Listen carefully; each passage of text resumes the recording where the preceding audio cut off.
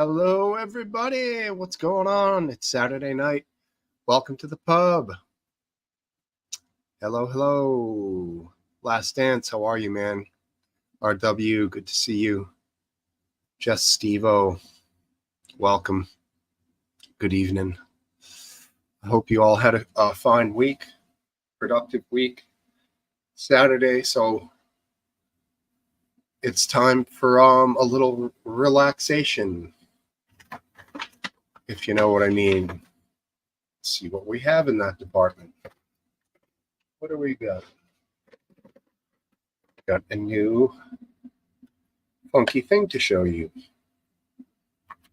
In the legal cannabis market, legal cannabis world, 97 degrees Fahrenheit. Wow. It's a lot cooler down here.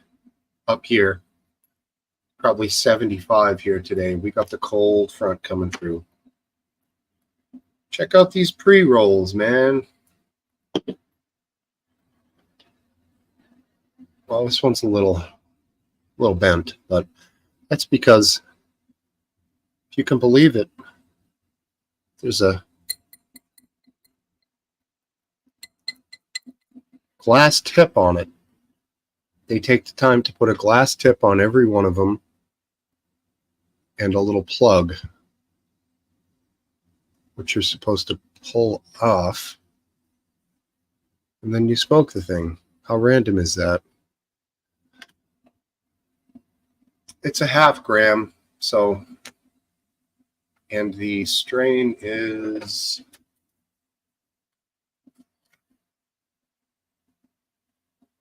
Alpine Strawberry. THC 26.2%. Total active cannabinoids 27.3%. So, good stuff. Purely laziness that I buy these. I don't need them. Really, definitely don't need them, but just happen to find myself at the legal dispensary the other day, so decided to give them a try. And yeah, they put a lot of time and effort into these things, man.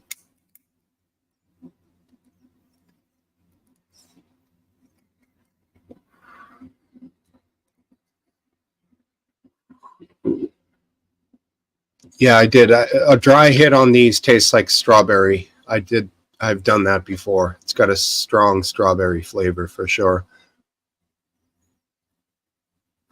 Similar to the strawberry cough of the late 1990s, another great strain. And cup of tea, how are you? I didn't even realize there was a plug on these goofy things. The first time I lit one, I was like, what the hell is going on here? But yeah, very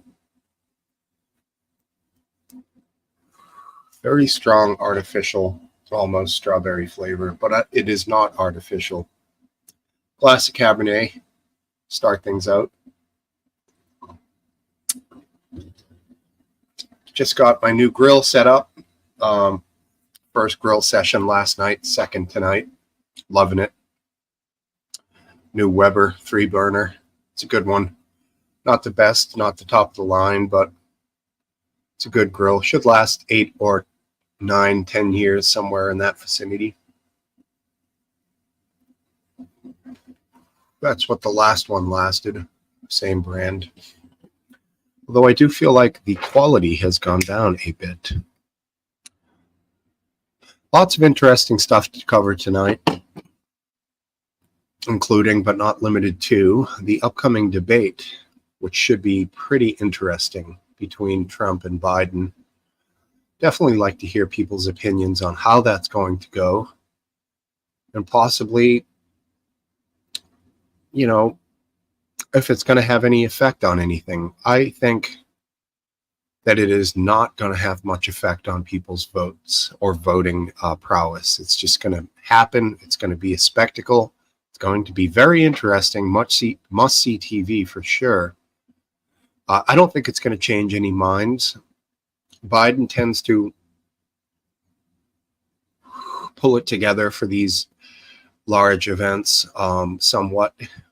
and he'll probably pull it together and maintain some level of consciousness and lucidity.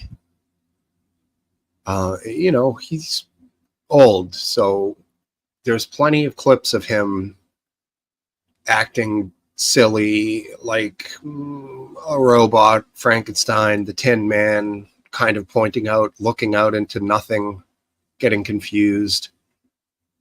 But you see a lot more of them than you will see of him doing things that are logical, or speaking something that's logical, because that's not interesting.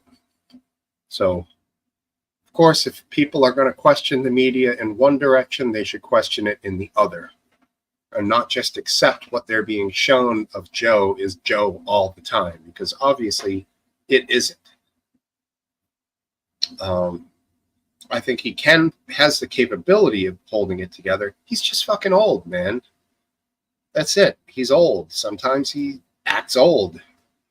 And when he has one of those moments, one of those spells, it'll be on Fox for a week afterward. They'll clip the video in such a way that they'll zoom in on it.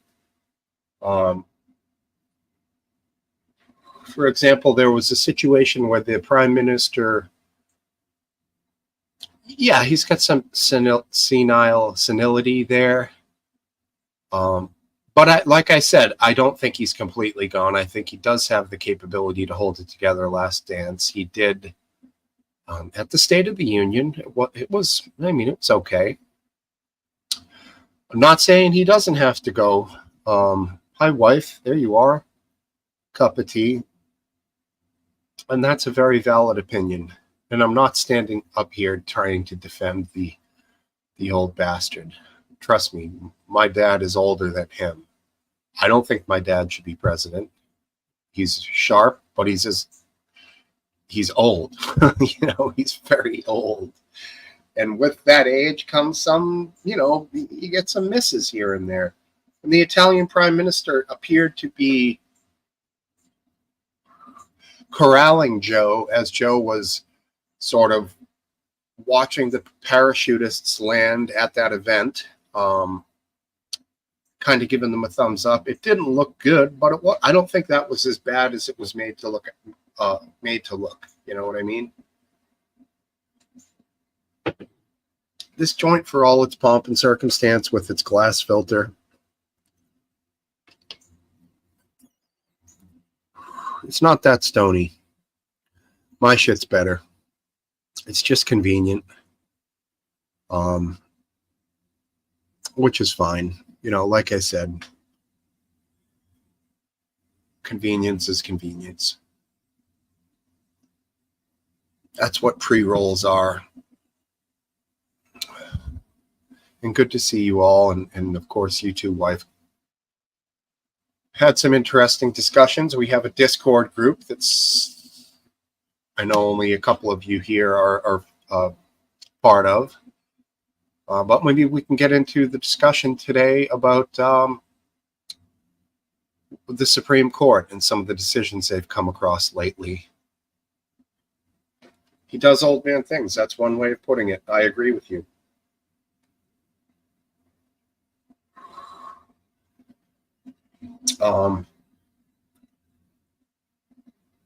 Last week, I may have brought up bump stocks, and that was a Supreme Court decision.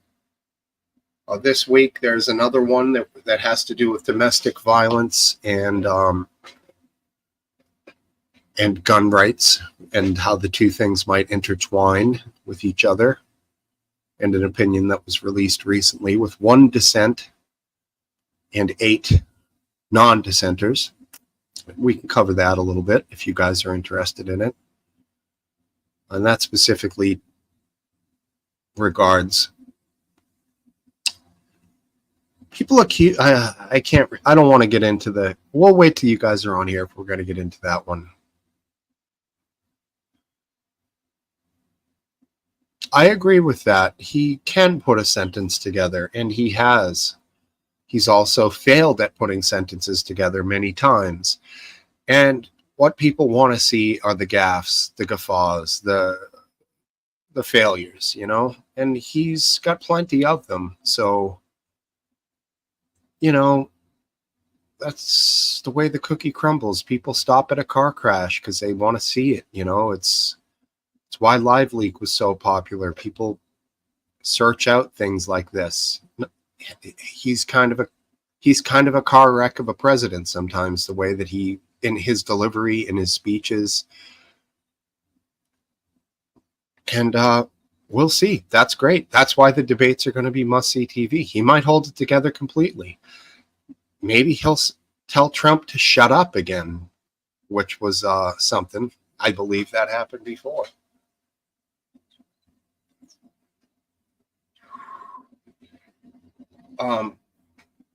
Yeah, I really hope there isn't the old man tough guy thing. Like, it only works for one guy, Clint Eastwood. Old Joe's got to leave that shit at home. That ain't gonna. It doesn't work. It doesn't work.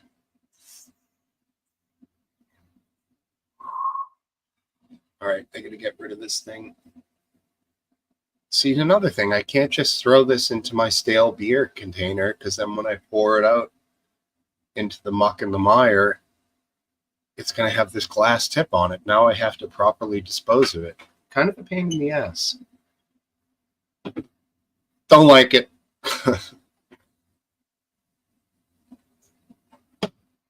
Wow, wife calling him might bail.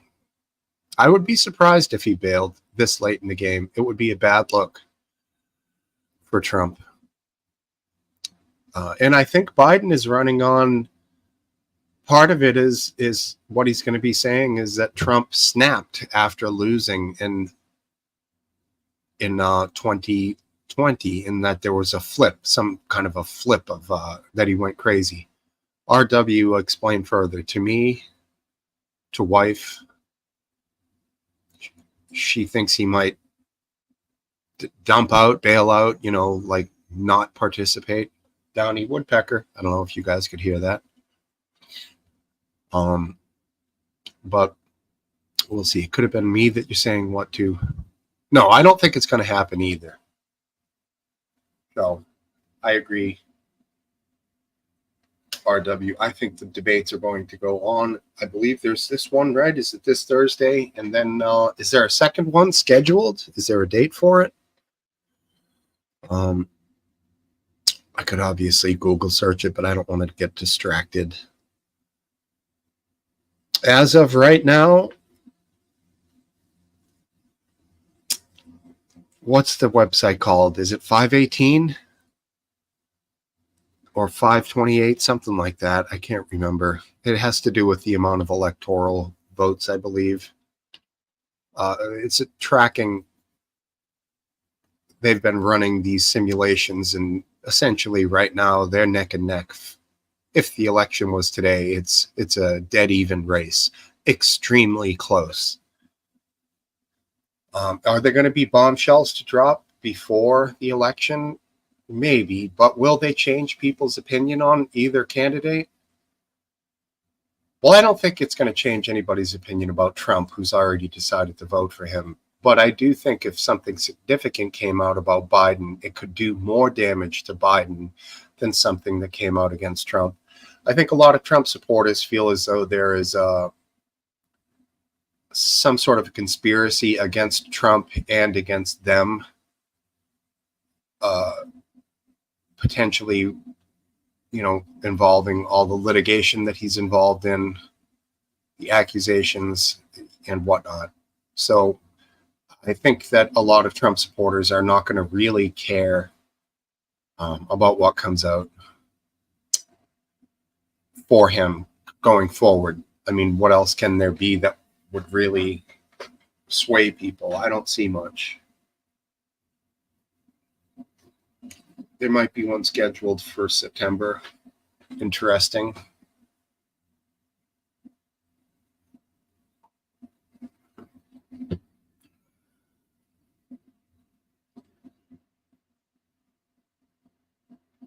Right. And this one coming up Thursday is get a few facts about that.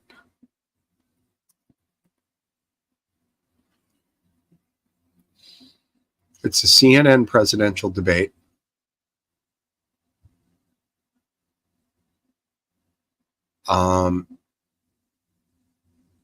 I think Dana Bash might be hosting it. Not sure who else is. But I think this has more potential to harm, like I said, Biden more than Trump. Debate rules, 2 commercial breaks. Campaign staff may not interact with their current candidate during that time. Both candidates agreed to appear at a uniform podium, and their podium positions will be determined by a coin flip, left-right. Microphones will be muted throughout the debate, except for the candidate whose turn it is to speak. No props or pre-written notes will be allowed on the stage, and candidates will be given a pen, a pad of paper, and a bottle of water. Cool. I like it.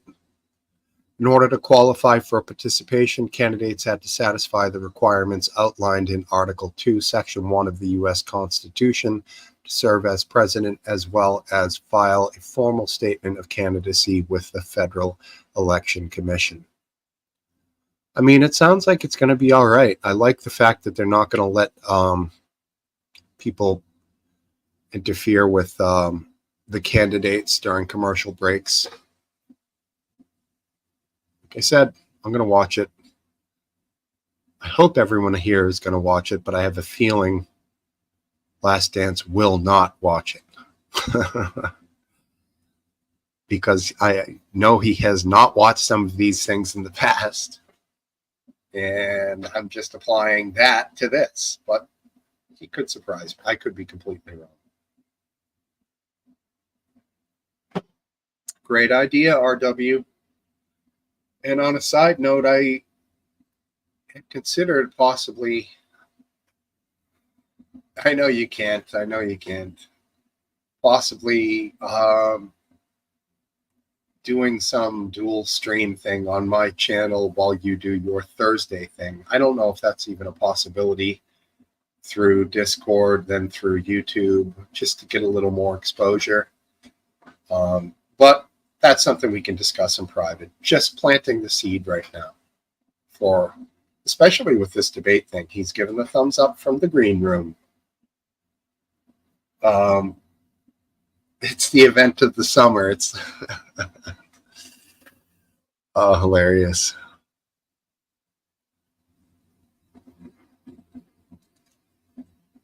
The weekly dig. Yeah, you can override the weekly dig with a debate special or something like that, you know, whatever. For sure. Be Dry Premium. Johnny Chromatic is making an adult diaper reference or joke, I believe. Be Dry Premium might be a UK brand I'm not familiar with. Taylor Swift in Wembley, England. Cool, good for her. It depends. Well played, RW. Not a fan of Taylor's music. I don't hold it and throw any shade in her direction. It's fine. People who say she's the best musical artist ever are out of their mind. It's bubblegum pop music. I'm very envious, and I think what she's built for herself as a businesswoman is incredible. So, like her music or not, what she's done is incredible and good for her.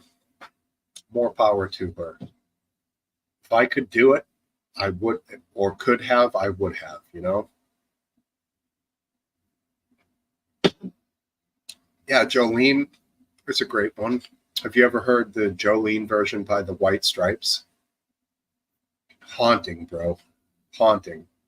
Some people hate it. Jack White sounds like a banshee screaming. And his guitar is like a freight train on distortion. It's incredible. one of my favorite songs, live performances, is that. And it's just Jack, and I think her name's Meg. It's just the two of them. Her playing her incredibly simple drum beat and him just wailing away and yelling. And it's awesome. Great performance.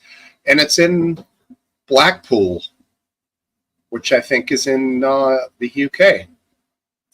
Because at the beginning he says Blackpool Lights, Blackpool Lights. I've always heard about the Blackpool Lights.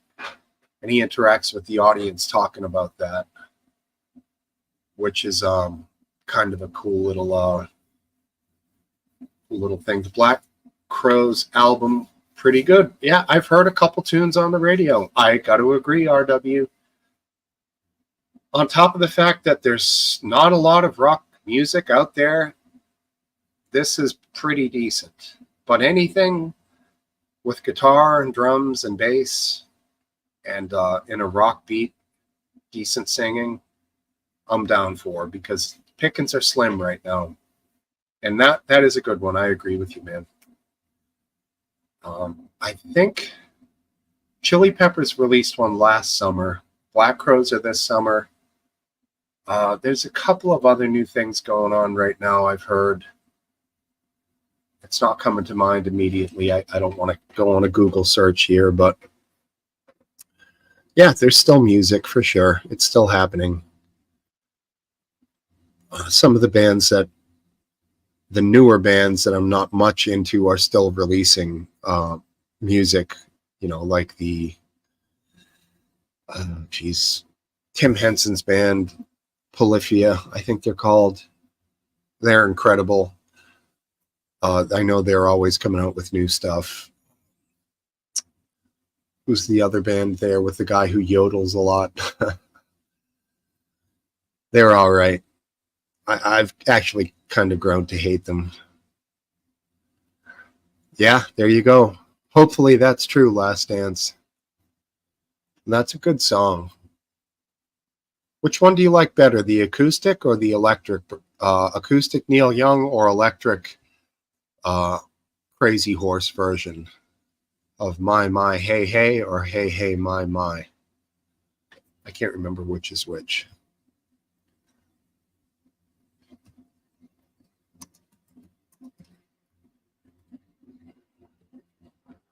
Let's look her up.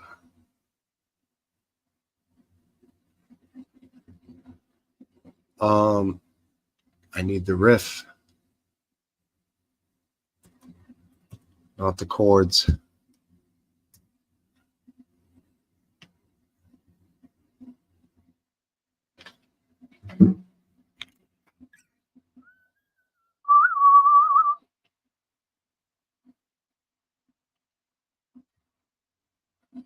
And settings.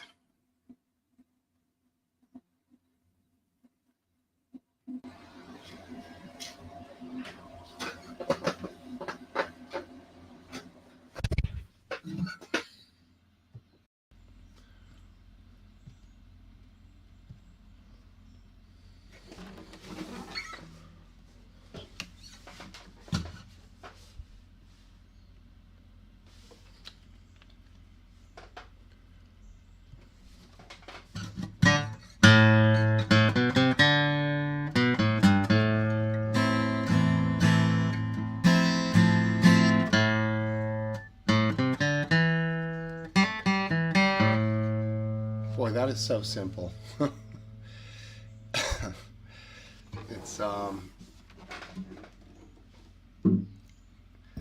It's not a hard song to play. We'll go back to the talking. And I can't sing really. I can't sing like Neil Young, that's for damn sure.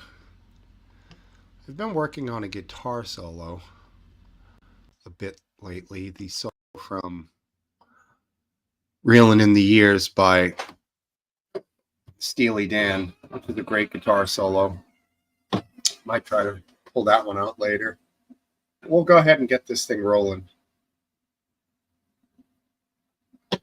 Come to find that the electric guitar doesn't really work too well on the pub. Be great if I could hardline it in from the amp to the PC, but I would need a box to send it through. And obviously, I wouldn't want to send the full amp signal into this laptop because it would explode. I know I can. I would need a direct a box. There's a box that modifies the signal, so it makes it so you can plug directly into all kinds of different recording gear, or you could do an amp out into gear, digital gear, and you won't blow it up or get a distorted signal, I guess, or overly compressed, whatever.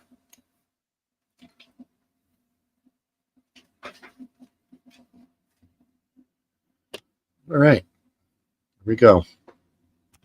Fix that. Don't click end stream. Finger hovering over the wrong at the stage. You ready? What's going on, buddy? Not much. How you doing, Smokesteve? Pretty good, thank you. What was that you're having a sip of? Just about to the end of my Jameson. Jamie? After this, I'm gonna get some scotch. Nice. Is that a 1 liter or a 750? 750. Okay. What's the scotch brand you would go with? I don't know. Any recommendations? I think there's one called McClellan. McClellan, yeah. Something like that.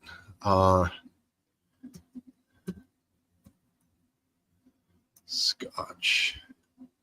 Macallan, Macallan. It's about 50. Is that a little pricey for your bud? No. I wanna try some of the better brands. Okay, yeah. So Macallan 12-year. Oh no, that's only a yeah. Well, you know what? Go to the store. Do you have a big like supermarket booze store near you? Not really, but it's big enough to have a decent selection.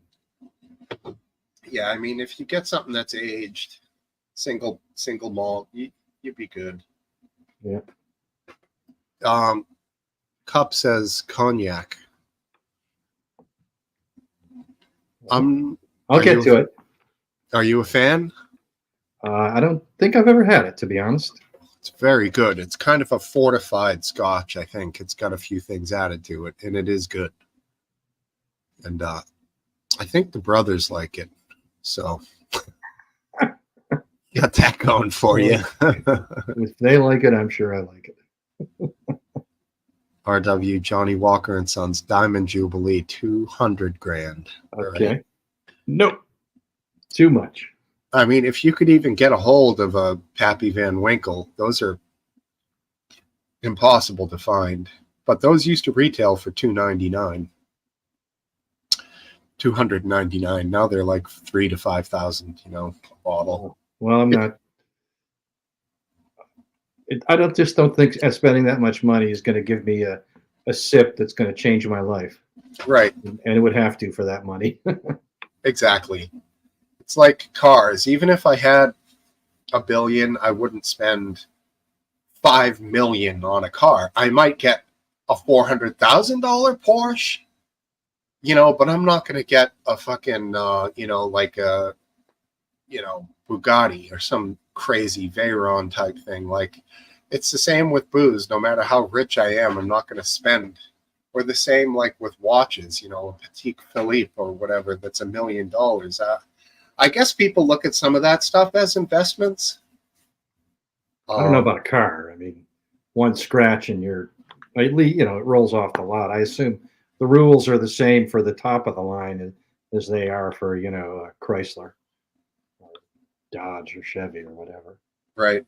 Well, there might be the thing with those super hypercars. They might be one of 400 worldwide distribution and numbered and all of that shit, I mean, some cars might go up in value because of their notoriety.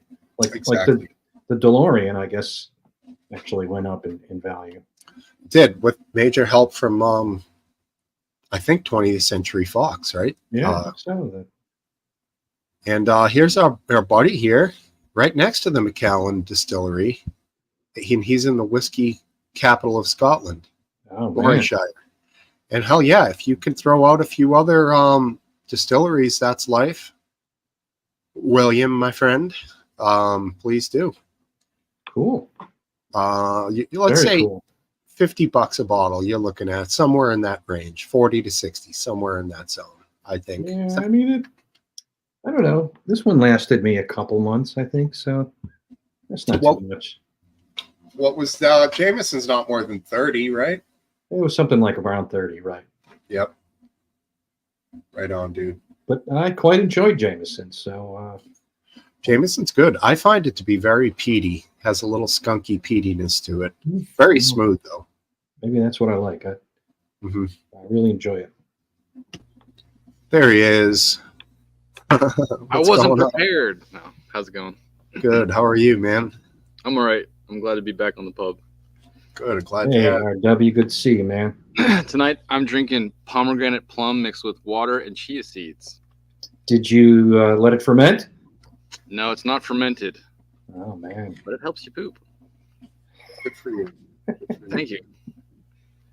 I just wanted to thank you real quick for hanging out with me on Thursday. Sure. Hopefully that conversation was, the same vibe as here. Good vibe. That was a good conversation. I wanted you to test it out so I can invite Dance officially to hang out because I know that I don't want to just burn time. The water has to be just right for me. Yeah. But yeah, it's good. Well, the good thing with Last Dance, he's not shy about just Xing out and leaving. Irish goodbye, if you will. He'll just be gone. Hey, where's out of here? It's not like you're locked into anything. Gotta go to the bathroom. See you next week. Right. Yeah, the vibe there for the main group of all those people is extremely anti-Semitic. So I didn't even want to. I wanted to test it out to see if people could, have a real conversation first. Mm-hmm. It's hard to get people to. That's why this place is so unique. People get into real conversations, and it's awesome. Mm. But only so many people have figured out that that's awesome. What's going on? What's going on? Yeah, the problem here is the only liberal, the closest thing to a liberal we have is aphid lip. And if it ain't aphid lip, it's all right wing. Huh? You wouldn't put him in liberal territory? He's definitely a liberal, but he's McGrand, yeah. He kind of gets angry very quickly. Can anybody tag Biscuit Vapes? I consider him to be liberal. He's a UK liberal, so it's not a. Yeah, I agree. He's more liberal than I am. He's more further to the left than I am, but it's not quite as. There's not quite the same division. Do you want more division? Huh? Do you seek more division? No, it's not division I seek. It's we're mainly talking about U.S. politics here, and so I'm mainly interested in the other side. You're interested in the conservative side or the liberal side? The liberal side. I can try and get Atlas in here. He's okay. I'll go with the flow, and we'll see if we need it. Yeah, that's how I look at it. Yep. Yeah. I don't need Steve getting the banhammer out as soon as people come in here. We got to get a little bit of gay porn on the screen first. That's how we do it. Swing the banhammer. Yeah, we've been pretty clear. Yeah, I've been paranoid about Crinkle for a long time now. Maybe I should relax. I know. That guy Packa was there one week. You were like, that's him. That's Crinkle. Crinkle. And I'm asking you in DMs, are you sure? And you're like, yep, totally. Yeah. That's him. And it wasn't. It turned out to be our favorite meat lover of Packa, who's hilarious in and of himself. It'd be good to have him back, yeah. Yeah, exactly. Yeah, we've had all types here. Remember that guy who just spammed the chat for you couldn't even chat. Regular chat. He just had some kind of a computer program that repeated the same thing. Mr. Blank wins every time. Yes, I remember him. I don't remember that. Must be a while ago. We defeated him by putting a delay on the amount of times people could post in the chat in a minute. So it was like a 10-second delay or whatever. Yeah, I have a feeling that Mr. Blank was just bored because we were such easy pickings. I did a little research on him, and I found that he had done it to a bunch of other videos, a bunch of other live streams. Okay. And then I clipped a bunch and got a bunch of links, and I did some reporting of him to you know who. And I don't know if it made a difference, but we hadn't seen much. But who knows? Mr. Burgles. Yeah. And here is some that Tibblenocky has. Glenn Murray, screenshot that. Gordon and McPhail, Spayburn, Benrach, Shivas. Oh, Shivas brothers. No, that's not. What am I thinking of? Shivas Regal? Is that what I'm thinking of? I think it's the same, man. Okay. Yeah, where are my libs? I know there's McGrandy is, in my opinion, the most by far liberal. Does he consider himself liberal though? Would he say that about himself? I don't know. Probably he would say no. But his stance on let's take one thing for example, immigration is very in a liberal path. But I don't want to get into describing other people too much without them being here to right. Yeah, word up. Defend themselves. Long live Dufftown. I'm not sure what that's a reference to. Is that The Simpsons? Sorry, which one? Oh, Duff Beer. Is there a Duff Town? For you. Duff Beer for me. I only drink Duff Reserve. That's got to taste like metal cans. They do sell Duff Beer in Maryland, right? It's Natty Boh, isn't it? Natty Boh. It's not made here anymore. It used to be brewed not far from where I live. But, right. Didn't they spin off and they literally sell Duff Beer? I don't know if it's or not. I don't know. I think it's made in Pennsylvania now. Have you ever had Lion's Head?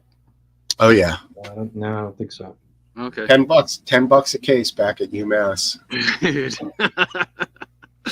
We used to get it for the puzzles under the cap. They were awesome. They also put it in what was called a bar case. So they gave you 30 cents for the case and $1.20 for the beer on the return. So it was $1.50 to return a 24-pack in the box. They gave you an extra 30 cents for that. I didn't understand any of that. Yeah, so there's a deposit on the box. Oh, when you buy it, you have to pay them extra for the box. For the box, which I had never heard before. Is it a nice crate that you can keep because it's awesome? Yeah, it has corrugated heavy-duty cardboard with folding top. You open up the top and take the beers out and put them back in one. I'm thinking like wood crate, like old milk crate with their logo on the side or something. They would get none of those back. Yeah, right. Exactly. If they want it back, they got to buy them off eBay. Right. Yeah, they probably would. I know some of the microbrews you could buy a growler, which was like a gallon, and it came in a really nice glass bottle, big glass gallon, and those were like a $5 deposit. And if you return, so they got you bought one and you pay the extra $5. Then when you returned it to the brewery, the next one you pay only for the beer. You don't pay the deposit fee. So growler, right? Isn't that called a growler? Growler, exactly. Any beer you buy in a growler is usually a high quality beer that will get you wrecked. I've never seen one that's a low alcohol content for a growler. Agree, but you really can't do them for like a week. You need to have them down in like 2 or 3 days, you know. And with that kind beer, I usually want to have one every couple of days, so the growler would never work for me. I'm not going to session through an entire growler of 7% IPA or something and be fucking legless, I'm more of an alcoholic than you, so I would do stuff like that. I mean, I had. could- Okay, go on. No, Nil, Nil. thanks for joining, buddy. He was hanging out with us the other night too. Yeah. And Alan is here, your brother, correct? Alan Reeder. Alan's No? best. Not my brother, no. He's English. He's the man. Wow. Super strength Duff beer, 14% alcohol by volume. Wow. Holy shit! Wow. That's like you chew that beer. Yeah. That's like that delirium pink elephant. what this is. This is 14% Cabernet Sauvignon. Ugh. Yeah, You would have like this much at a time if you're drinking 14% beer. You can't be drinking 12 ounces of that stuff. Woo! You could, but it'll get you. Mhm. I went to a local brew house with some friends, and they had like a selection of, I guess they call them flights Mhm. of various beers, and I wanted to try the super stout ones, and man, this stuff was like syrup. It really was. It was horrible, but it was hard to drink because you got completely. Well, I got completely wasted after like 6 or 7 sips. Really, once around the flight, and I'm I got to park my ass for an extra 2 hours just to be able to drive home. Yeah, I hear you. There's one really good high alcohol beer. I think it still exists. It's called La Fin du Monde, the end of the world. That's in the 9 to 10%. Bigfoot Ale by Sierra Nevada is brewed in such a way that there's still fermentation happening in the bottle, so you keep it in a dark place. It goes higher, but you got to be careful when you open those suckers because gas pressure builds up inside. And Maudit is another one, which is like 8.5%, 9%. Is the Bigfoot tasty? Because I do like Sierra Nevada. Yeah, Bigfoot is awesome. But really that's good, probably strong. Like $20 a bottle, right? I've been at keg parties of that in Cali when I lived there. You could get the kegs of it, and yeah, not a good one for a keg party unless you want a lot of fights and fucking people jumping off roofs and shit like that. And vomiting. Not personally. Yeah, it didn't work well for me. I prefer having fun at gatherings. Mm-hmm. Honestly, Yes. Bud Light will make people stupid too. Like you handle it well, but people that tank it at parties, it takes it to like a grain alcohol place. You can drink too much of anything. When I was 18 years old and I went to college, and this You was remember that? Well, barely, because the first thing I did was start learning how to drink. Yeah. That's the first thing. I was a pretty good boy. I didn't do any of that stuff when I lived at home. But you made up for it. I made up for it. Yes. And one time I had a party and they got some generic beer and I just drank and drank and drank that until I was the sickest. You can imagine. I was incredibly sick, vomiting continuously. Being green. Vomiting, and the next morning the dry heaves. Could not stop retching for the life of me. Wow. Did you drink that beer or whatever it was again for a long time? Never. I couldn't even stand to look at it. Huh. Yeah. Do you remember the beer brand? It was generic. It literally just said beer. Right. I don't know who. Of course, someone made it, but the store didn't put the manufacturer on the beer. Mm-hmm. I don't know if you remember. This would have been 1980. You'd have been too young to remember the generic craze. I remember it. You remember it unlabeled. It would just say bread or beer. Yeah. Chips. Yeah, I remember that. I got beer. I remember one stuck out to me in the dog food aisle when I was a little kid. I found a can that was labeled 2 words, horse meat chunks. I was like, wow. Holy shit! That's dog food. It seems so unusual. I thought you said it was a beer that was like misplaced in the aisle. No, it was that's just not a good marketing name. Generic dog food. But yeah, Bodie. the old generic food and beer days, unreal. I'm thinking Last Dance. You're reminding me like of the movie Animal House. Yeah. Of the timing for your college, which probably a little later than. I mean, wasn't that set in the? When was it set? 77, I think. So okay, yeah. Unfortunately, I'm that fucking old. And of course, Badge of honor, dude. Come on. Featured in that movie is a great actor that we just lost, Donald Sutherland. Yeah. Donald Sutherland. He was amazing in that movie. He was a great actor, and he worked a lot too, which I admire. Mm-hmm. Oh yeah, he was like the only good actor in the Hunger Games. He was, and he was in Kelly's Heroes, like Where Eagles Dare. He was in all these amazing fucking classic war movies, man. He was just a legendary guy. Great actor too. Was he in it since like birth? Was he like a Hollywood baby? I'd probably say 61, maybe even the late 50s for when he was in his youngest stuff. Does it ever trip you out when you see like you find out like someone you've been watching like Nicolas Cage was in Hollywood since like a baby extra? You're just like, no, that's not a real example. I'm just saying like something like that. You're like, what? You've never been doing anything else but Hollywood your whole life. Yeah, right. His father's a famous director. I can't remember which one. Whose father? Nicolas Cage's father. Oh, okay. Then I wouldn't be surprised. I think he chose Cage as a name to distance himself from his famous father. I don't remember who it is. Oh, that sounds like there's a bit of hanky-panky going on. Right. So wife points out that I was referring to when the movie was made, but the setting was the 60s. 60s, yeah. So the movie was made in 78, but the setting was early 60s. Which makes sense then if you think about it. The scene when they go to the bar where the band is playing, the black dudes, the music they're playing, great music, awesome music. But yeah, all the music from the movie is definitely early 60s. Oh, the big dude from Hawaii.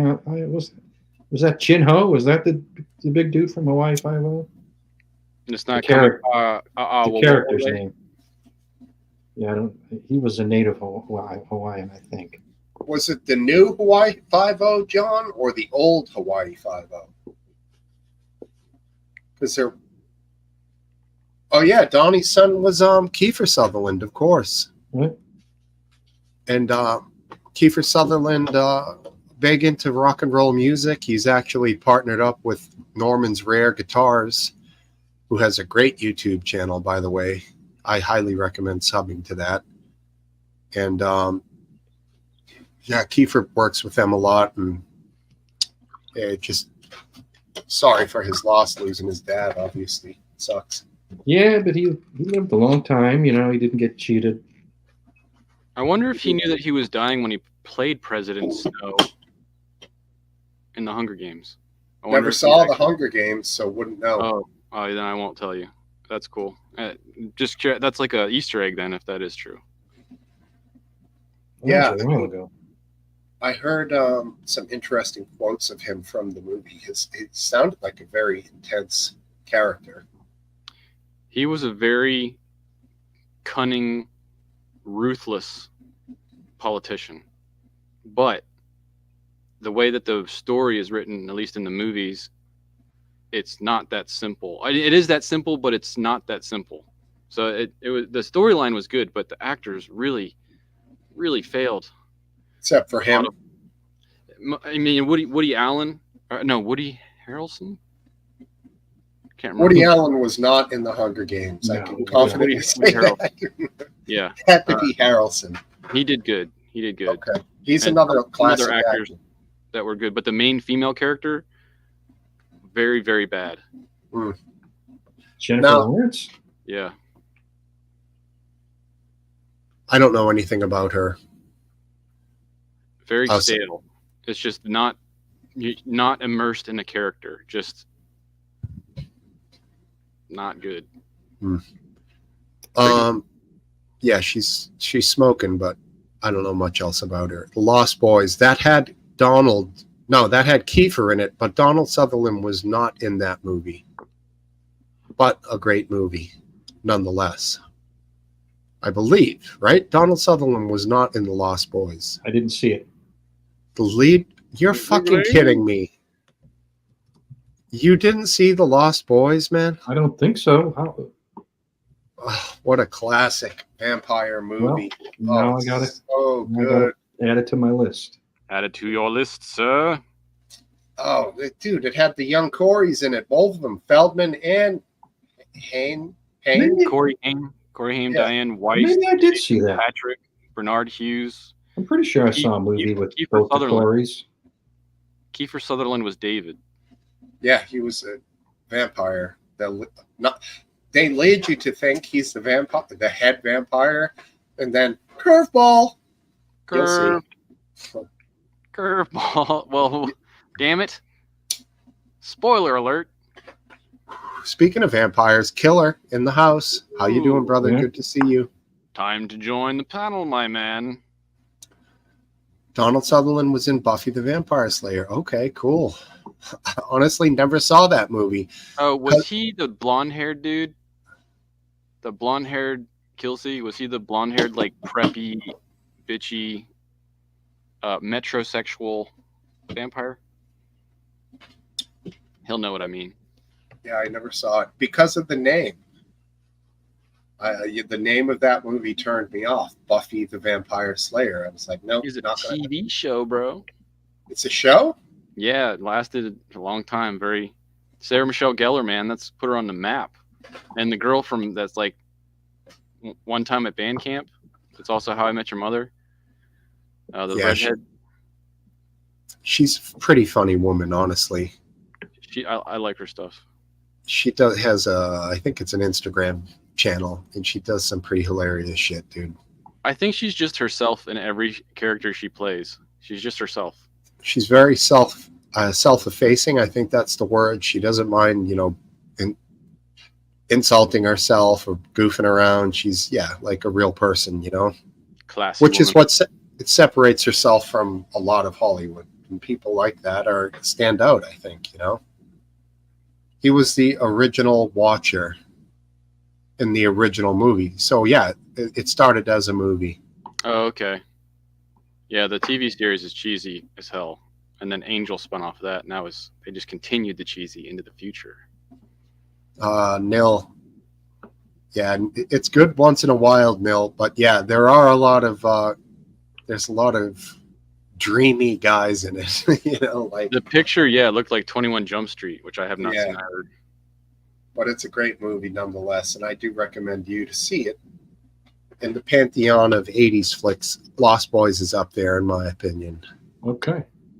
Have you seen Terminator, the original Last Dance? I don't think so. Oh, my God. I don't. What was the question? The original Terminator? Yeah. He hasn't seen it. The one with Arnold Schwarzenegger? The first one, the I'm just Terminator. making sure there's no remake I'm not aware of, but yes, I have seen that. Incredible movie. It's been a while. It's definitely got that 80s grind to it. I actually like the second one where the guy was made out of liquid metal. That whole concept of a robot was when I was young in my mind. Liquid Man's not dead. You can't kill him. That was cool. The first one, I believe, still holds the title for most police officers killed in one movie. For the scene when he walks through the LA Sheriff's Department building and just wastes all those cops looking for Sarah Connor and Reese. What a great movie. And he's it's just so good. The guns in it, like the guns are all famous. 45 long slide with laser sighting, Uzi 9mm, 45 long slide, badass gun. But there's that scene when he's in the gun shop and he says 45 long slide with laser sighting. Then he says Uzi 9mm. Then the Terminator makes a glitch. He says phased plasma rifle in the 40-watt range. And the gun store owner says, whoa, only what you see on the shelf here, pal. And like the Terminator was naming some fucking weapon that doesn't even exist today. It's like from the long distant future. Like his computer got scrambled and he made like this terminal error, but the gun store owner didn't matter. And of course, he, gets the 12-gauge shotgun and then kills the store owner and takes all the guns. And that's not spoiler. That's close to the beginning somewhat. So you're saying it's a violent movie? It's very violent, yeah. Yeah, it's violent. Do you like where that storyline went? Did you watch all the Terminators till the last one? I believe so, and I did. I did like it. Way too complicated, and I don't want to spoil it for anybody, but I think like the storyline, I don't know if it's the book storyline or not, but it like broke the storyline.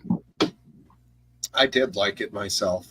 Topple announcing his presence with some typical Topple piss and vinegar. I don't know. You had Red Dawn, great movie. Terminator, awesome. Lost Boys, a classic. And then you had the Brat Pack movies like, The Breakfast Club, phenomenal. Princess Bride's from the 90s, right? Princess Bride, 90s, yep. Dang it. St. Elmo's Fire, a great movie. Secrets of Nim? The one with all the rats, the cartoon? Yeah.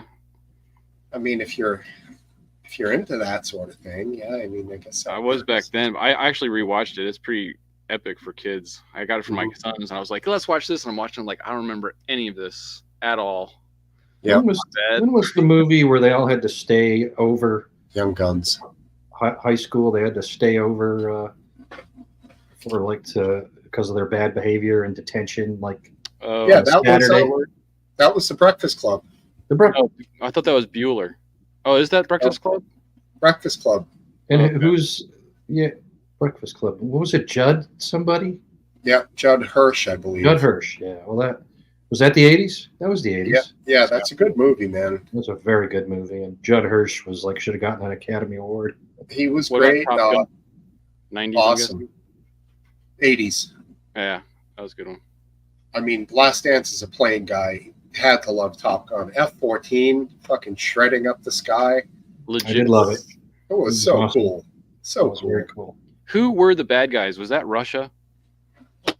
And what is the premise for those war games? It's like they're not at war, but they're still fighting each other. Judd Nelson, thank you. Judd Nelson. I said yeah, the bad guy was Russia because that was who they, that was when they upside down and they gave him the finger. Yeah. Were we at, what was the deal? Why was Russia picked at that point in time? Was it random? Well, it was the Soviet Union at that point in time, and they were the main adversary. I'm sorry to drill on with this. I'm just curious. When they were fighting these other jet pilots in Top Gun, it wasn't like a live war. It's just like they were doing training against each other to the death. No, what happened was it was pretty standard, or maybe not standard, but it would occasionally happen that the naval flyers from each country would buzz the other ships. And when they buzzed the other ships, the other people would send up a fighter plane to chase them away. And so you did have these, they were never real dogfights. They were just sort of like games of chicken. But it sounds like it's a war game. It sounds like it's a jousting type of situation where someone can die.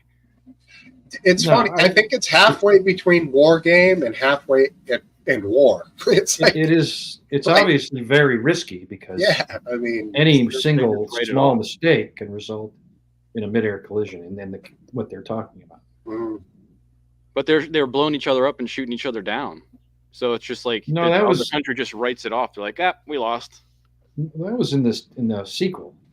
No, in the first Top Gun, they were shooting each other and blowing each other up, weren't they? Well, they weren't shooting the Russians and blowing each other up. Okay, I got to watch it again. I thought that they were actually going after each other to the death. Maybe I don't remember well. I have only seen it once, so. Yes. Well, Goose died. We know that much, but that was because when they ejected from the plane, I guess his head hit the canopy and crushed Ate his it. vertebrae. Yeah. And he had a kid and everything. But you had to know Goose was going to die. Cute wife, cute kid. You know, it's like, Jesus, this guy's destined to die, of course. And be part Maverick, of the future movie. Best Easter egg ever. Goose's son, who was alive in the first one. Yeah. Topple didn't like Jaws. I mean, that movie really scared me. I thought Jaws was one of the best movies of all time. Robert Shaw gave one of the greatest performances ever. What That's year a was surprise. Jaws? That was 70s. So how old were you guys when Jaws came out? I wasn't alive. I was a teenager. I was 3 in 79, so I could have been 1, 2, or 3. I'm not sure Your when parents it was probably made. took you to see that at a drive-in. Well, I've always been a shark person, about an ocean guy, you know. So Jaws was. I could required. say though that movie resulted in a catastrophe for sharks. It did. Right, I Because bet they got. everybody wanted to go catch sharks and kill them. Peter And that- Benchley was the author, right? Yes, Peter Benchley. And he came out as a humongous advocate for sharks and actually felt horrendously terrible for the amount of sharks that were. Yeah, I mean, it wasn't his fault. Did he had have no any idea? Was that risk analysis? You know, like I mean, he wrote the book. Right. I don't know if he had anything to do with the screenplay for the movie. He probably sold the rights, but it's not the kind of thing. It's kind of hard to anticipate, especially when you're a novel author. You're just thinking about a good story that will, sell some books because you're a struggling author. Mhm. I never thought about that. You know, like how they'd go out and start ripping holes in sharks because Jaws was a scary shark. But Yeah, well, it used to be they had shark fishing tournaments where they killed all the sharks until there was a lot of people coming out and saying, no, stop killing the sharks. The shark numbers are going down. And then now shark numbers are ridiculously high in some places. So we're going back to kill all the sharks. So I don't know. I mean, it depends on the balance. Like they must do positive things to the ecosystem. They're a part of it. So let's keep some. Yeah, I've heard this. This is a funny thing that Mr. Kelsey says. Like little kids with the swimming pool and shark thing. I've heard that from multiple people after Jaws. I couldn't imagine seeing that as a toddler. That definitely. I lived in Chicago on Lake Michigan. No sharks. Right. There was still like an irrational fear when I went in the water. So you're saying there's a chance? I'll be right back. I gotta deal with something. You know what's interesting? There are bull sharks now. I know you're going to say that. In the Great Lakes. Did you know that? Oh, they're in the Great Lakes? Yes. How did they get in the Great Lakes? They made it all the way up the rivers, through the locks and everything. The St. Lawrence Seaway? Yeah. Wow. Mm-hmm. Well, they are very tolerant of fresh water, so. Yeah. I mean, they've gone all the way up the Mississippi and to like 1,000 miles. They're capable of fresh water. So, yeah. Supposedly the headlines, the newspapers, the actual true story that kind of motivated the book Jaws was based on what had to almost certainly be a series of bull shark attacks. Right. On Long Island. Upriver, the sharks were up the freshwater river when they. Like Jersey too. Was it Jersey? Okay. Yeah, a lot of it was in Jersey and some of the rivers. Yeah. Something like 4 or 6 attacks that resulted in a couple of deaths over one summer. Yeah. And it happened in places where it was fresh water. People were just splashing around on the ends of their docks way inland where they never would have thought of a shark being there. But yeah, trippy stuff, man. Heartbreak Ridge. I mean, I love Clint Eastwood, but that movie was pretty bad, in my opinion. Last Dance? Never saw it. It was not great. What was the actor's Mario Van Peebles? He played like this really flashy character in this movie. It was about Grenada, the Marine Corps, right? Going to Grenada in that Was small, it? yeah, Okay. skirmish. Was there a place in Grenada called Heartbreak Ridge? I don't know. I I really mean, don't. it doesn't go down like in history, but yeah, I didn't love that movie. But I like it because it's Clint. Gestivo says, RW, there was an enemy dogfight scene in Top Gun. That's what I'm saying. I remember stuff blowing up. It was awesome. What about Jaws from Bond? He was a Jets. bad. Oh, Jaws, the actor, the 7-foot guy. Yeah, he was all right. You just like smile at the camera. That's it. You didn't talk. Yep. Johnny Dramaticus bringing up Dragnet with Dan Aykroyd. And who was the other person in Dragnet, the movie from the 80s? I don't remember that. I don't know Dragnet, but it reminds me of the name Tron. I don't know if that was 80s. Tron was probably 70s. Oh, Tron it was 70s. Yeah. That was ahead of its time. Yeah, I think it was the first movie of its kind. Dan Aykroyd and Tom Hanks in Dragnet. Okay. Tom Hanks. Wow. Tron Rare was- movie where Dan Aykroyd gets top billing. Yeah. Over Tom What is Hanks. the plot of Dragnet, or the concept? Oh, it's based on a show from the 50s. Couple cops. It's a buddy cop buddy. I've whatever you watched many episodes of the TV show. call it. All What right, is now, a Dragnet? That's fishing, right? a dragnet, I think, is a police term where they sweep an area looking for a criminal. Like, Yeah. and here's That makes one more thing. Now, Topple, now you're speaking word I can live by. Stand By Me. That was a great You guys. movie. Stand By Me, absolutely fabulous movie. Great book by Stephen King as well. Often overlooked because it's so outside of the normality that Stephen King would write. That Stand By Me, awesome book, awesome movie. Ruth, Last Dance, not see it. Nope. Damn, baby, Ruth. very good. Be right back. Still keeping the headphones on with the Yeah, unbelievably man. long Oh wait, you got a cord. cord. Never mind. That's crazy. Fucking 10 feet. My brother-in-law was just visiting, and he left me deer venison that he made from the deer we got down here. He doesn't like it because it was too salty. He messed up the recipe, but I love it. It's so addicting, the salt. Jerky. Mm. Yeah, he could have soaked it in distilled water for half a day and then re-dried it. That would pull No out. way, man. I took that bag. I was like, yoink. It's perfect, man. Don't touch it. Drink a lot of water, you'd be fine. Or pomegranate plum with water and chia seeds. It's fine. Originally called The Body. Oh, cool, Steve-O. I do think I've heard that. The book Stand By Me was called The Body originally. Interesting.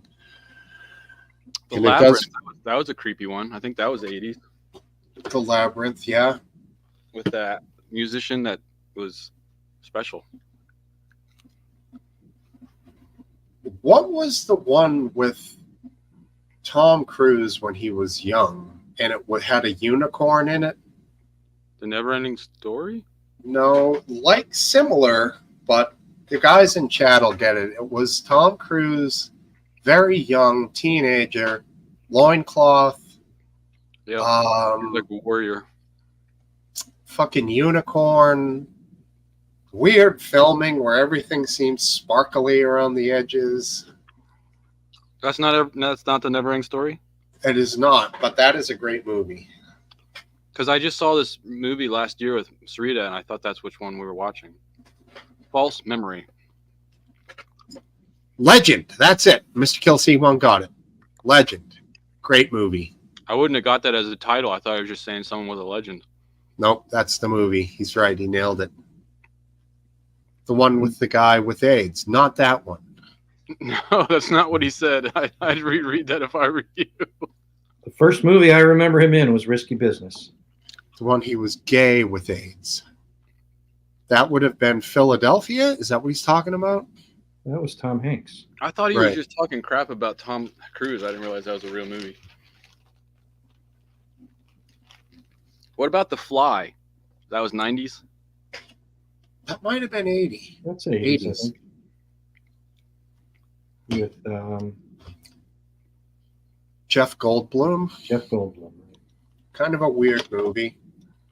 Still don't understand the concept. He was in some kind of a machine and a fly snuck in at the same time. Yeah, it's a common trope almost, you know. One of these transporters that rearrange the molecules and during the experiment a fly flies into the mixes up the, you know, you get a mixture of human and fly molecules. Right. Cross the genes. Johnny Nicholson in the house. Turns out like awesome for him, right? Like he's like superhuman, and then it goes downhill. Yeah, everyone remembers the scene when he's got like fly legs and they're all awkward and shit. Never saw it. Never saw it. I did. It was creepy. Yeah. What about the movie? It's a remake, though. Oh, Risky Business. No, it was not the one he was gay with. Risky Business is the first movie I'm aware that Tom Cruise was in. And Rebecca De Mornay was the hooker. De Mornay? Yeah. I believe so. They picked some smoke show to be the hooker in that one, I remember. And she was fit the part for that time. Remember she stole like a Fabergé egg from his house or something and he had to like track her down. Right. Ended up fucking somehow driving his parents, I don't know, Jaguar into Lake Michigan or some shit. Yep. It's a pretty good movie. Pretty funky. It was pretty good. Classic for sure. Want to hear something rednecky? I just found the shrapnel of the bullet. That hurt my teeth. I'm going to share that with my brother. Well, hold it up. Let's see. It's too covered in like stuff. You can't see it. Let me solo layout you and hold it right up. What is it? A 30 out? That looks small. 308. 308. Oh. Just a shrapnel of the copperhead, but it doesn't feel good on your teeth. Where did he shoot it? In the haunches? I don't even remember where he got that one. I don't even know what a haunch is. I got that one. That. No, I think I got that one. I got him in the butt, but it was I don't know. That is a haunch. The haunch is the butt. 30-06. Good Took man. him down from the back. That means it's a big bullet. Oh yeah. Mr. Kelsey one, who knows? He might have been combining a couple of movies together and trolling slightly. So you just never know with good old Topple. Get your ass on here, Topple. Make it an even number, please. Rebecca De Mornay as that evil nanny. Okay, I don't.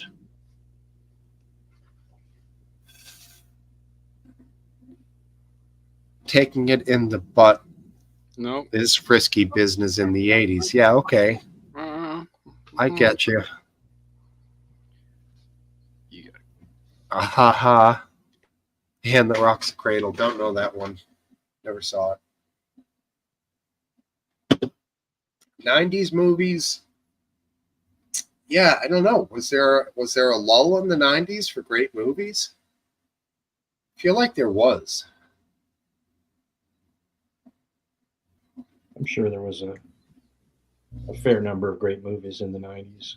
I feel like we just ran through a ton of awesome movies from the 80s, and we're not in the 90s. In the 90s, I was coming into more of my formative years, so I didn't care as much about movies. Tombstone 90s, okay, Tombstone was good, but I only discovered Tombstone in the last probably 10 years. The Green Mile. Oh, yeah, Tombstone was a good movie. Good one. Good. What was it? Tombstone. That was a good one. I just realized what he said. I didn't see that until you guys recommended it on here. It was Tombstone's awesome. good. Yeah, it is good. I find that certain scenes in Tombstone, specifically the ones with Val Kilmer as Doc Holliday, are fucking He's incredible. definitely the highlight of that movie. Oh yeah, when he goes up against Johnny Ringo in the woods. Well, Johnny Ringo, you look like somebody just walked over your grave. Like somebody just walked over your grave. Nothing beats that shit. I stole a lot of sound clips from that for the Discord. Mhm. Excellent for debate night. There you go. Young Guns also, I agree, wife, completely. The first Young Guns was awesome. Denzel Washington in Young Guns. Negative. What is Emilio Estevez, Charlie Sheen, Lou Diamond Phillips. They were the Young Guns. That would have been Billy the Kid and whoever. Okay, yes, but different gangs. Right. Different types of gangs. All right, that reminds me of a great movie. I'm not sure if it was the 80s or the late 70s, but Repo Man Repo Man was awesome. with Emilio Estevez. My favorite movie is Demolition Man. I don't know if Apple can appreciate that or not. That's more modern. What was in the trunk in Repo Man Last Dance? I don't think we ever knew, right? What was in the briefcase in what's the Tarantino movie I'm blanking on? With Samuel L. Jackson and Django was good. Yeah, John Travolta. Exactly. But I can't remember the name of the movie. Is it Reservoir Dogs? No, that's with Newmer. Mr. Green. Pulp Fiction. Yeah. What was Pulp in the Fiction. briefcase in Pulp Fiction? What was in the trunk in Repo Man? I don't either. We never knew, or I don't remember. In Pulp Fiction, I heard it was the soul of Marcellus Wallace or diamonds. And I don't remember hearing any rumors about what it was from Repo Man, but definitely something that was outside of the realm of this world, it seemed like, right? He opens the trunk and it's like a bright light shines out. You're right. I love that. I mean, did Tarantino steal that a little bit? You know? I don't know. Well, where did he come up with the idea? Bright light. What's in the fucking briefcase? Repo Man, what's in the trunk? I'm just now making this connection, by the way. 3 people in a row did Pulp Fiction.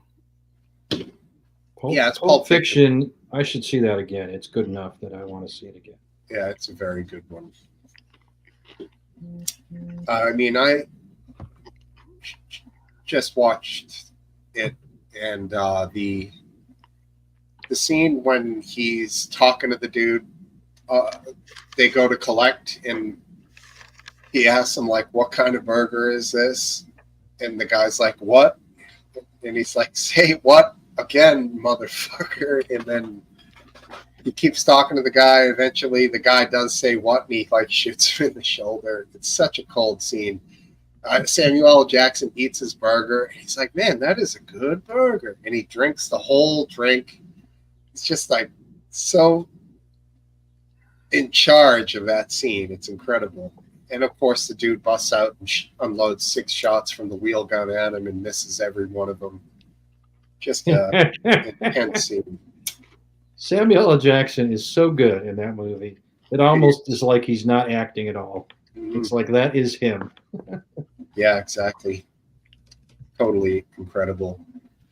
And the whole dichotomy with Travolta being a junkie and being paired up with this guy who's got it together. He's, like, it's just such an odd pairing, it's so brilliant. So well done. Missing a couple here. Reservoir Dogs was great. Great movie. 90s, yeah. Well, you guys put me onto a movie more recent that was Once Upon a Time in Hollywood. Tarantino movie. That was just awesome. 2000s? Or how old is that? It's not old at all, like 2017 or something. Okay. Pretty recent. So Tarantino still had it. I want to go on that ride, Daddy. Yeah, I don't know that movie. I'd never saw it. Too new for me. Dude, Where's My Car is pretty funny. Have That you was seen a good the one. Continuum Transfunctioner? Sultan! That was a funny one. Wife says Magnolia. That was long but good. I liked it. I know people who hated it. Tom Cruise was in that one as well as Thanks for the warning. couple of other good actors.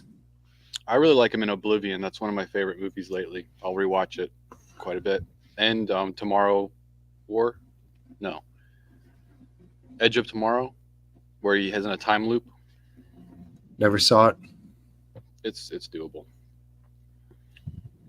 Magnolia, is that like 3 or 4 hours long though? You say long, are you talking like 3.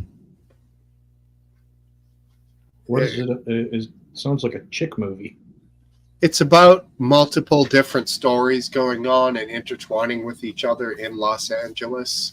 Like one of them's a terminally ill patient who's dying.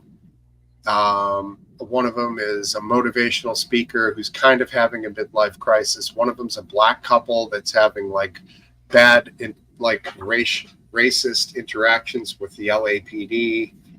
And all of their existences kind of intertwine in this kind of cacophony of it's a symphony of things happening together. It's a trippy movie. It's cool. You got to concentrate on the whole fucking thing. So, if you're sitting around like cooking burger, you got to focus on this thing, Sounds familiar. It's like I feel like I've seen that. I think you may have. It's a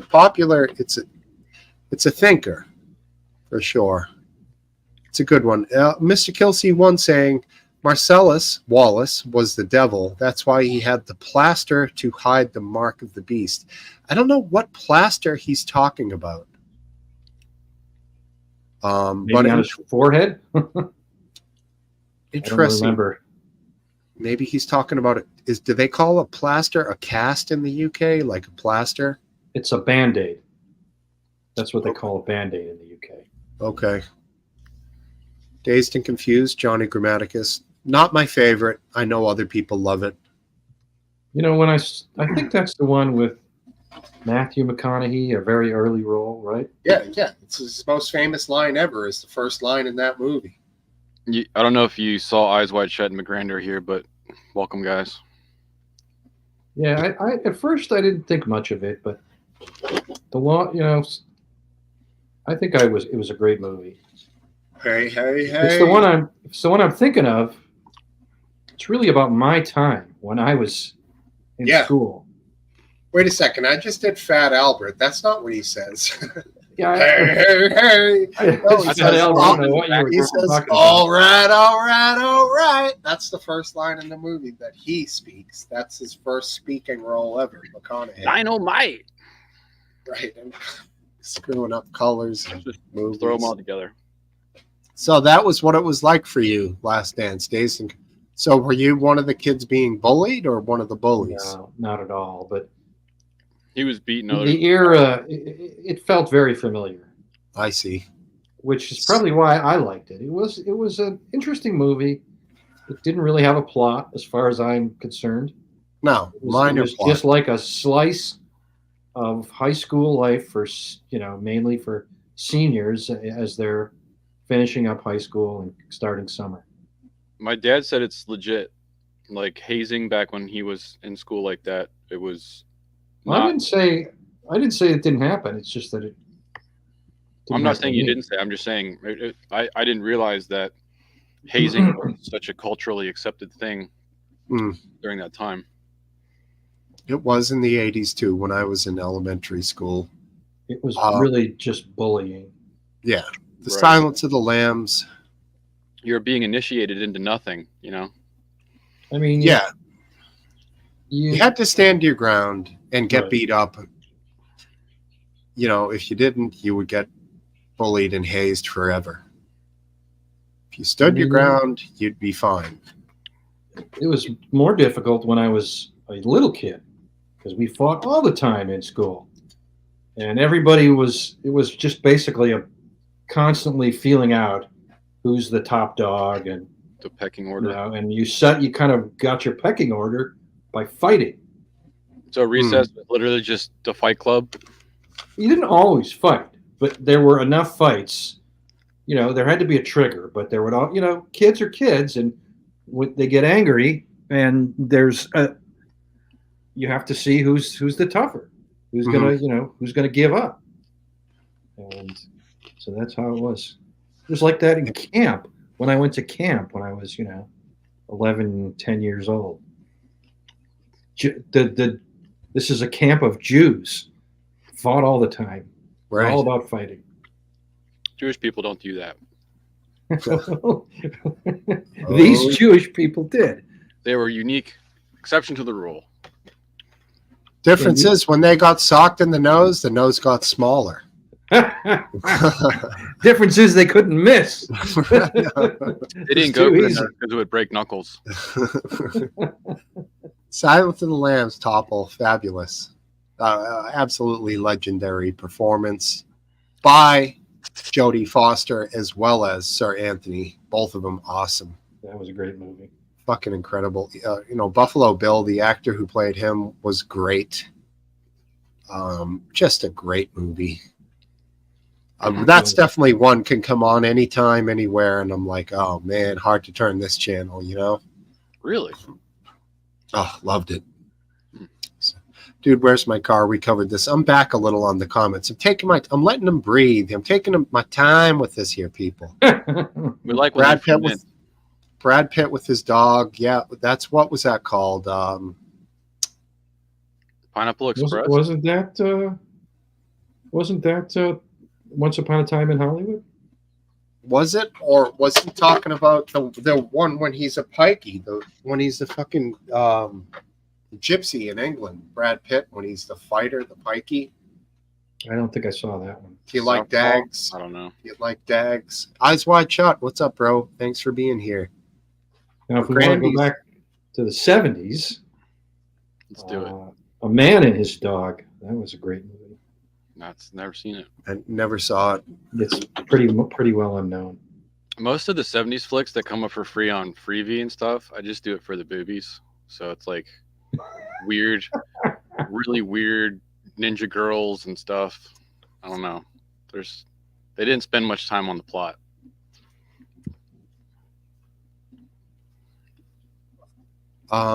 What is the fucking movie? Snatch. Snatch is the movie where he says, "Do you like Dags?"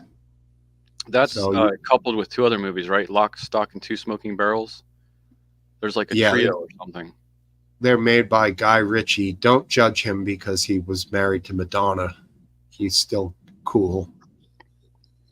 Guy Ritchie movies. Yeah, very good. I don't think she's the high priestess anymore, is she? We can be nice to her now.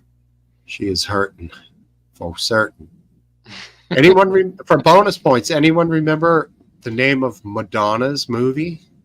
Yeah, Madonna. No. I give up. Let's see if they get it in the comments. No Googling allowed. Coneheads. That's not it, though. No, cone boobs. Remember she wore the cones on her? Right. In the 90s? No, her movie was called Truth or Dare, and it was fucking dumb, dude. Is that like barbed wire for Pamela Anderson? No, it was like all black and white. It was her like backstage and hanging out in their house with their dancers and talking like sexually deviant stuff and like faking fellatio on a fucking champagne bottle and shit. Just stuff just another Monday. Just to film. To fill the fucking movie, with scenes. It was so dumb. But Madonna fans ate it up. She sucks. She's always sucked. She fucking sucks. We got a drunk guy from the UK. Welcome, Mark. Who do we got? A drunk Brit. Is that Brit? Can I say Brit for the UK? I don't know how that works. Oh, yeah. I'm ignorant. Brit's fine. All right, let me just get through the All right, so the Helter Skelter alternate. Not sure what you mean, McGrandy. Jump on here if you want, buddy. Yeah, McGrandy, come on, bro. Eyes Wide Shut. What's up, homeboy? You're the man. Plaster Cast. Yes. Casino. Great movie from wife. Copland. Not familiar with it. Tibblenocky. Yeah. All right. McGrandy, I see my dick. Don't know what the hell you're talking about there, pal. It's one of his favorite movies. Kind It's of hilarious. It's a home movie. Cult classic.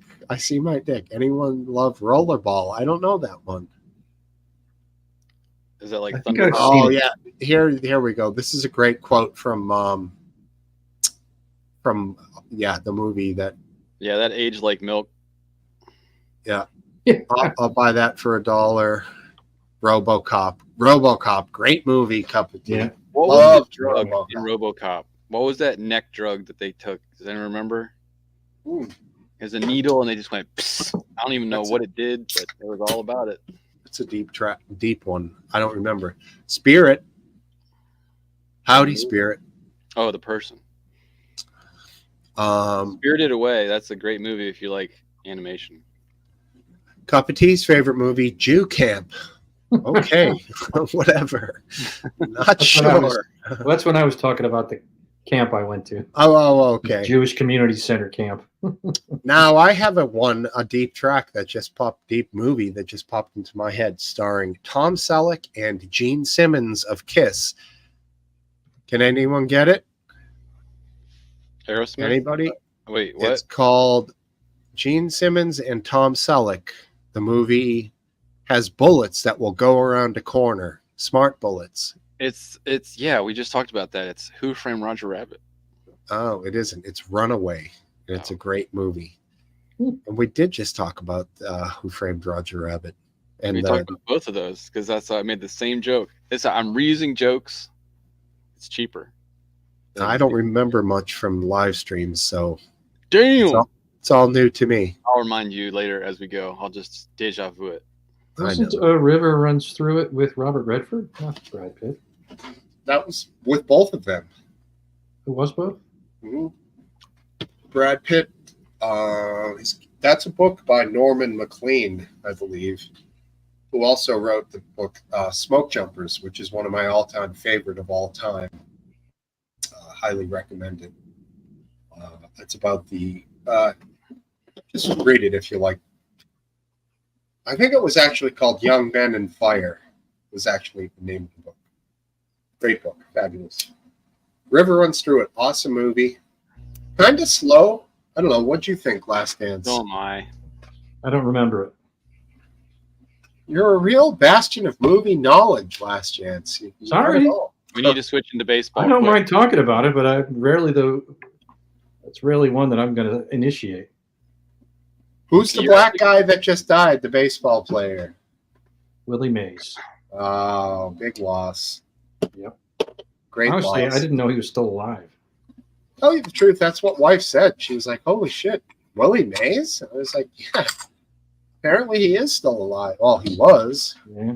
You know. Dude, you but guys have baseball cards? I did. I never Man. had a card for him.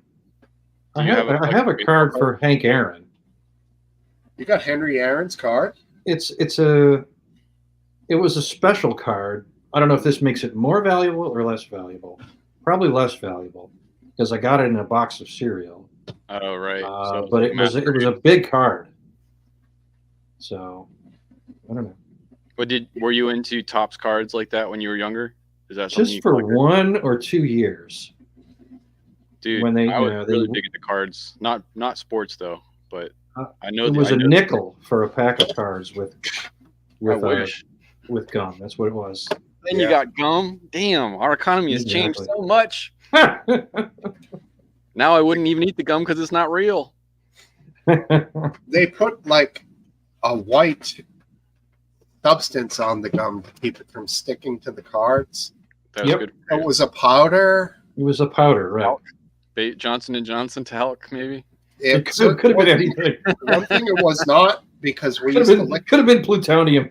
We used It to was the lick it. 60s. we used to lick it off, and Uh-huh. it was not powdered sugar. It was very foully, weird, bitter I tasting. love it. I love But if you ate the piece of gum, you wouldn't notice it. But if you licked it off like we did as kids, you'd be like, You "Oh, guys what is that remember stuff?" the candy that was on the roll? It's like the dots on the roll, and most of the time when you peel it off, you eat the paper with it.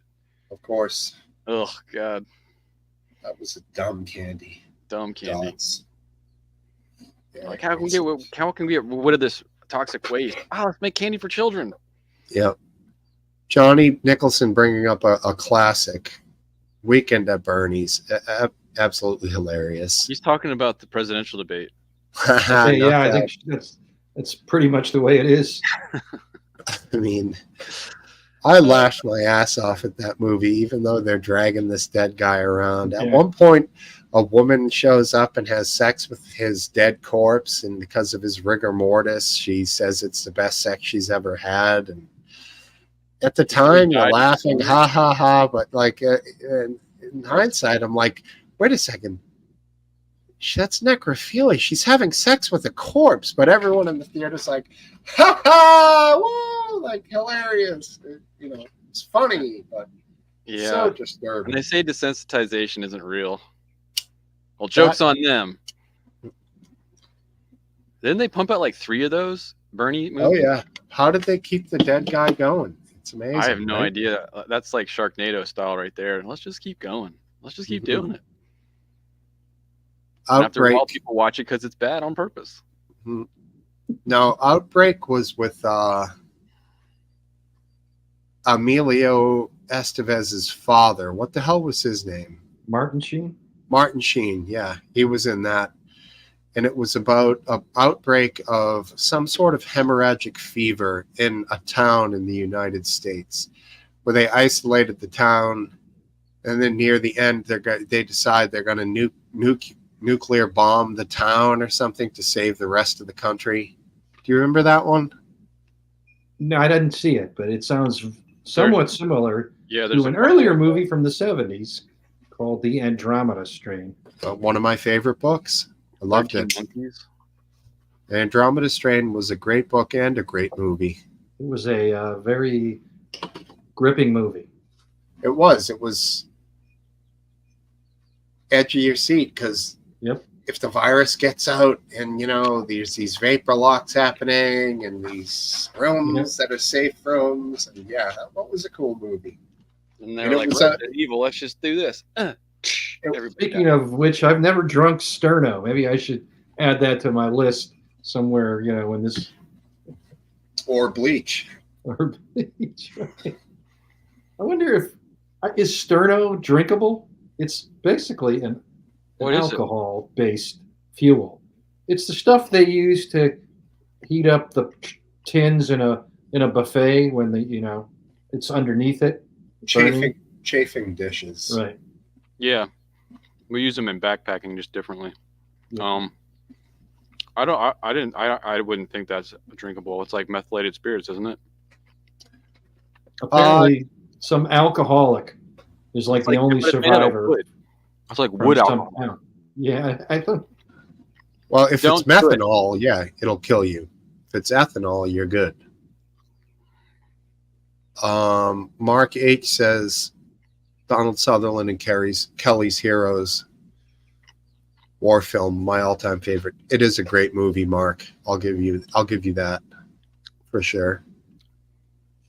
Dawn of the Dead, not familiar with. And Freddy Got Fingered. I know the name. I know it. Yeah. Oh, Train Spotting, never saw it. You guys? Nope, never saw it. I was one. I don't remember if I did. Freddy Does anybody Got here Fingered. watch The Cube? Nope. That's a game show, right? Well, not really. These people wake up in a cube that keeps shifting rooms, and it's really low budget film, so it's just the same room over and over. They make it look like they're moving around, and the object is they have to get out, and all these people come from different walks of life, and like each room is trapped if it's the wrong room, and then they find out like there's a way to know which room. And so it's just really, it's a cult classic. Outbreak. Maybe I was wrong about Outbreak. Is it Dustin Hoffman? It is Dustin Hoffman. Okay. And Rene Russo. Yep. Morgan Freeman, of course. He was in everything. Thank you for clearing that up, Topple. Jim Carrey versus Adam Sandler. I think Jim Carrey in the 90s, because Adam Sandler was too risque and I wasn't allowed to watch it until I was older. Well, I saw good movies from both and terrible movies from both. So, Did you haven't seen the one that Adam Sandler did recently about the jeweler? No. Like he's just like this guy in New York and he's like a jeweler. It's the weirdest. It's I don't even know if it's good or bad. It's just weird. Two good Adam Sandler movies. 50 First Dates. That was excellent, and I was surprised that it was that good. And Happy Gilmore, is that the one that I'm thinking of? Where he's a hockey player that plays golf. Golfer. Yeah. Yeah, but he's a hockey player first. Yeah. I never saw 50 First Dates. Happy Gilmore was pretty good. I would say Dumb and Dumber is in top 3 to 5 comedies of all time for me. Yeah. Yeah. I mean, it's like Caddyshack, Dumb and Dumber, maybe Ghostbusters, like all the really powerful, legendary, strong comedy movies for me. That one's up there. And I would not put Happy Gilmore into that category. Happy Gilmore was a fun watch. What about Tommy Boy or something like that with Spade and the guy that passed away? Yes. Top 5. Bees. And Animal House, top 5. That's probably my top 5s right there that I just named. You guys have watched Meatballs, right? Meatballs, I've seen it. Cheesy, but funny enough, you know. We didn't finish it. Like, it was so culturally shocking to hear people that racist, openly racist in a movie. We were just like... I don't remember the racist parts of Meatballs. It was about a summer camp. Wasn't Bill Murray in Meatballs? Bill Murray and a bunch of kids and camp counselors. Yeah. It was funny. I must be thinking of the wrong name. 1 second. It was pretty benign. No, I'm not. That's not the right one I'm thinking of. Are you ready for the summer? Are you ready for the good times? Good times. You ready for the blah, blah, blah? That was like the fucking rolling credits song that I'm singing from Meatballs. Yeah, it's not Blazing Saddles, like 70s. Smokies or... Smokey and the... Oh, no, wait a second. You're talking Porky's. Porky's. Porky's. Yeah, Porky's. That was shit was racist as fuck, man. That was really funny, though. And I think it's against Jews, right? They're racist against Jews. Well, Porky's? Jew isn't a race, though. Jew's a religion. I don't know. Whatever you want to call it. I did see Porky's, but I saw it once, and I don't remember it. It's just, it was interesting to see. I don't know if like Porky's is anything like the culture was back then. It had boobs, so that was a winner for me. Yeah. I understand that Porky's, rating scale. Boobs, butts, good enough for me. Blazing Saddles was not racist. Blazing Saddles was hilarious. Yeah, it is not racist at all. It is comedy, and it's comedy at its finest. And it's basically orchestrated by Mel Brooks, who is one of the finest comedic geniuses and not racist people at all. He's still alive, believe it or not. Yeah. How old is Mel Brooks? It wasn't racist, it was comedy. Comedy supersedes racism, and if you see only racism, you're not going to see the funny parts because that shit was fucking hilarious, dude. And it wasn't demeaning. Is that Sarita? Yeah. All right, Sarita. Hello. I've come to eat my food and then I'm disappearing again. Yeah, we get about 10 seconds of Sarita, but it's a great 10 seconds. Better than all the other seconds of me. Mel Brooks is 97 years old. Incredible.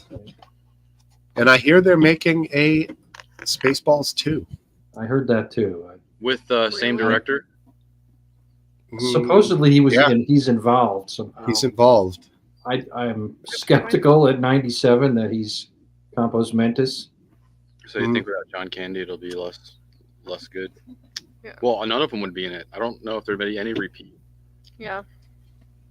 Yeah, John Candy's obviously long dead, Yep. so he will not be. What's your favorite '80s movie? You missed that whole We section. could Oh, Rick really? Moranis, he's still alive, right? He's awesome. Yeah. I don't know how to pick one, Rod. I think he picked Mongolia, but I don't know if that was or Magnolia, not Mongolia. Very different. Mongolia. The Lost Boys? No. I don't know what that is. 21 Jump Street. I still haven't watched all of those. Okay.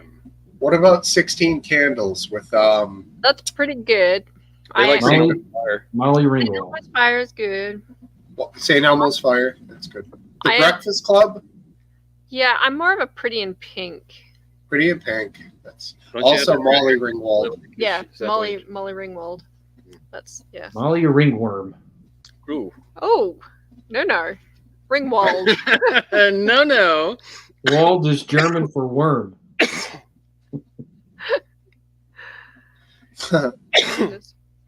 Beef jerky wrong hole.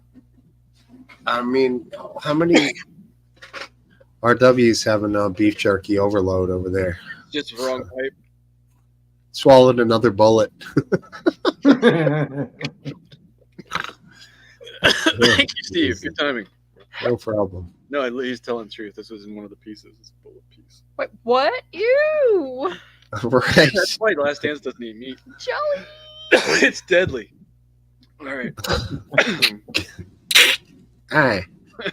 Current Star Wars, so easy to do Spaceballs too. Yeah. I don't know much about the current Star Wars other than the most recent Star Wars was the best from what I hear. Yeah, but the most recent one they're making, the Acolyte, is tanking the company stock. I haven't seen a Star Wars since Oh my god.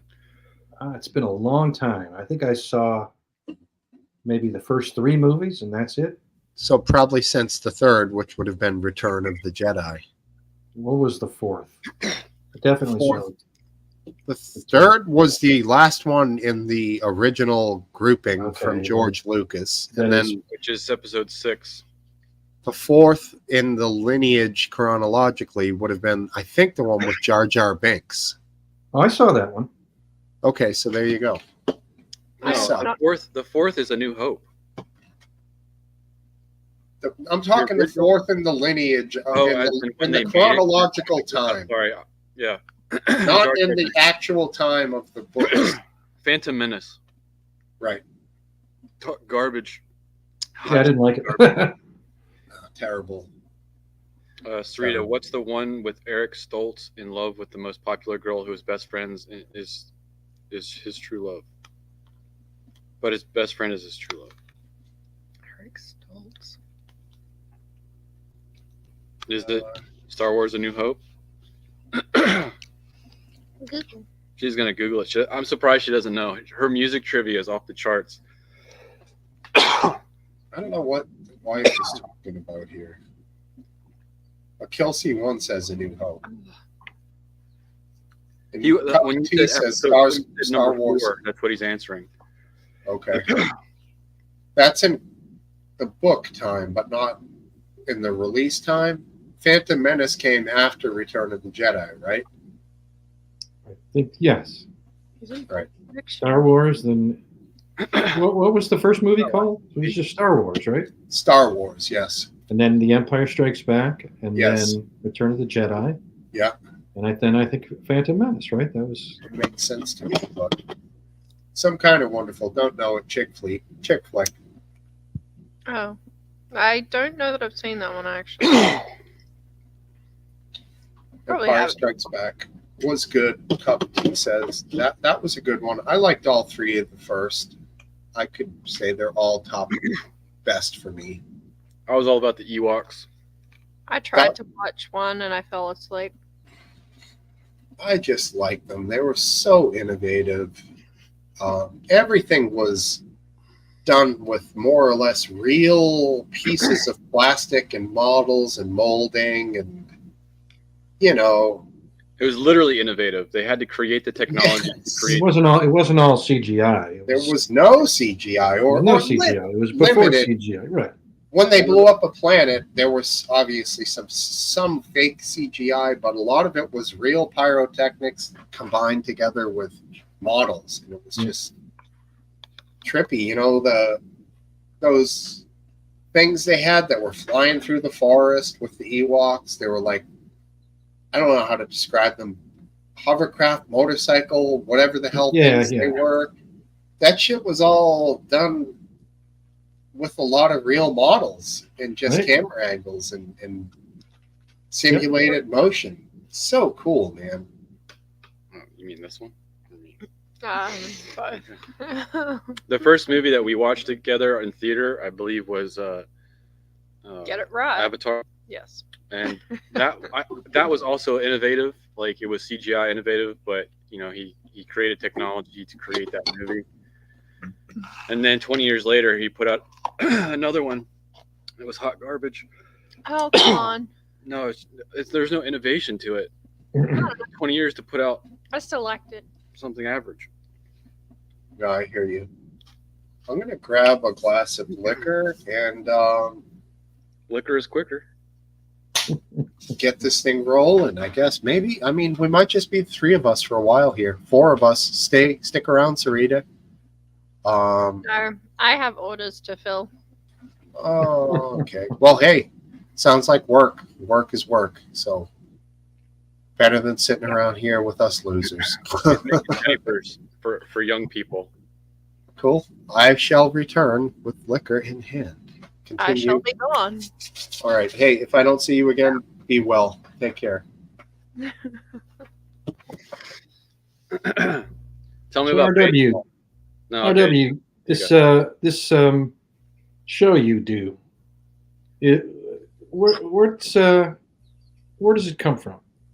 This Nexus the weekly group, is that?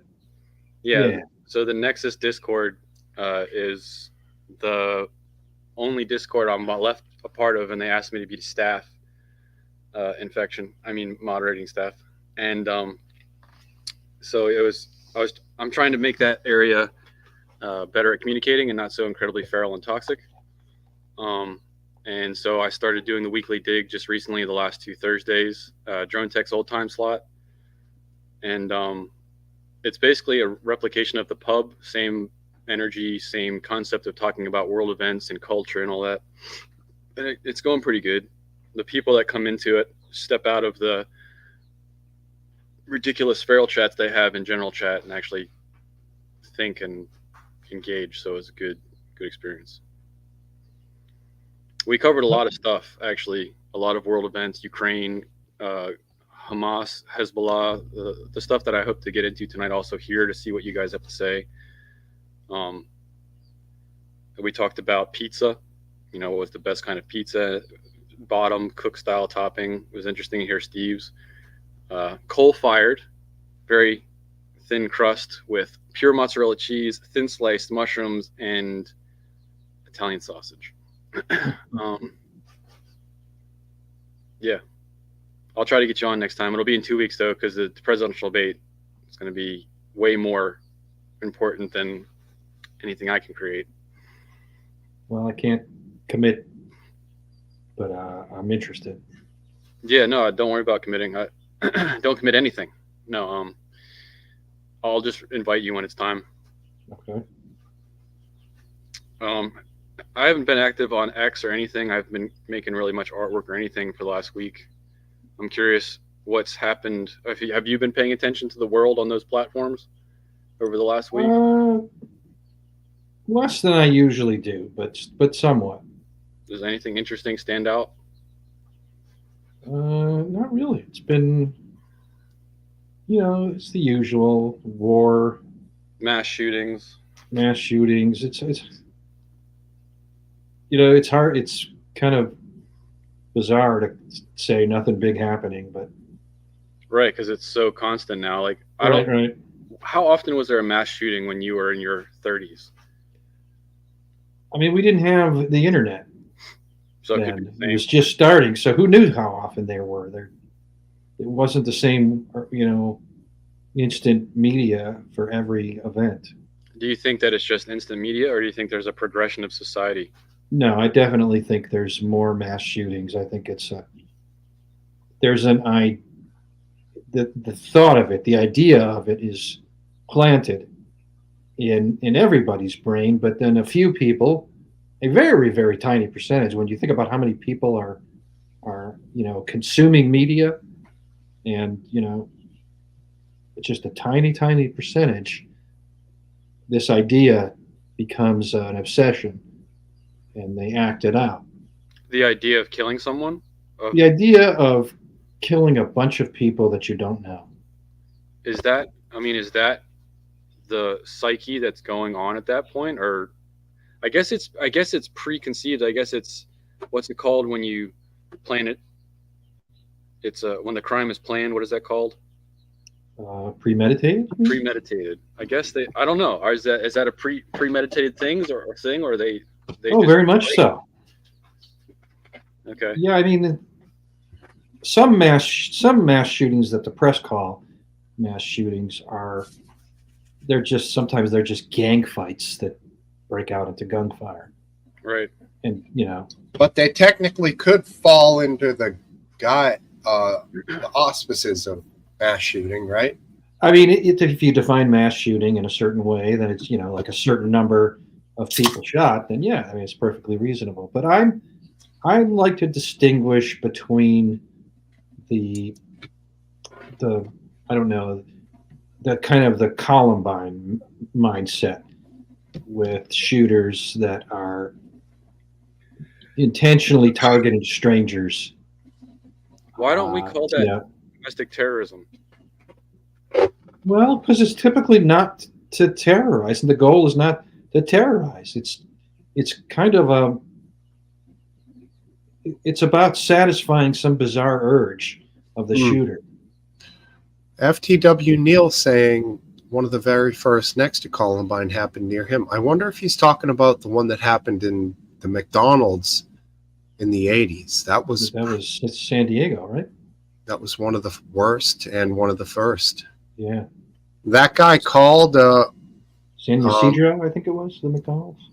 Something like that. He called a helpline, like a self-help line, if you're considering doing something, to end yourself and or whatever. And they assessed him as being no danger. He called back the next day, and they assessed him again to call back. And then he basically told his wife something like, "The world failed me.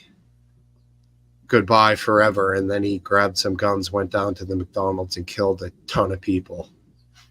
He probably Pretty horrendous. Big Mac for the first time, and he's like, "I'm wiping this off the map." Yeah, I mean, it was really bad. He killed a lot of innocent people. Sorry, I shouldn't do it. I would say, just offhand, I would say there's three classes of mass shooting. One is the gang fight, where somebody has either there are lots of people with guns, or they fire a lot of shots or whatever. And that, I think of that as just basically standard crime, with just someone's not being selective enough and they're targeting. Then there's the terrorist attacks, where the goal is some, you kill people for God, or for Allah, or for the Irish Republic, or whatever the thing it is. No way, IRA doesn't count. Okay, IRA doesn't count.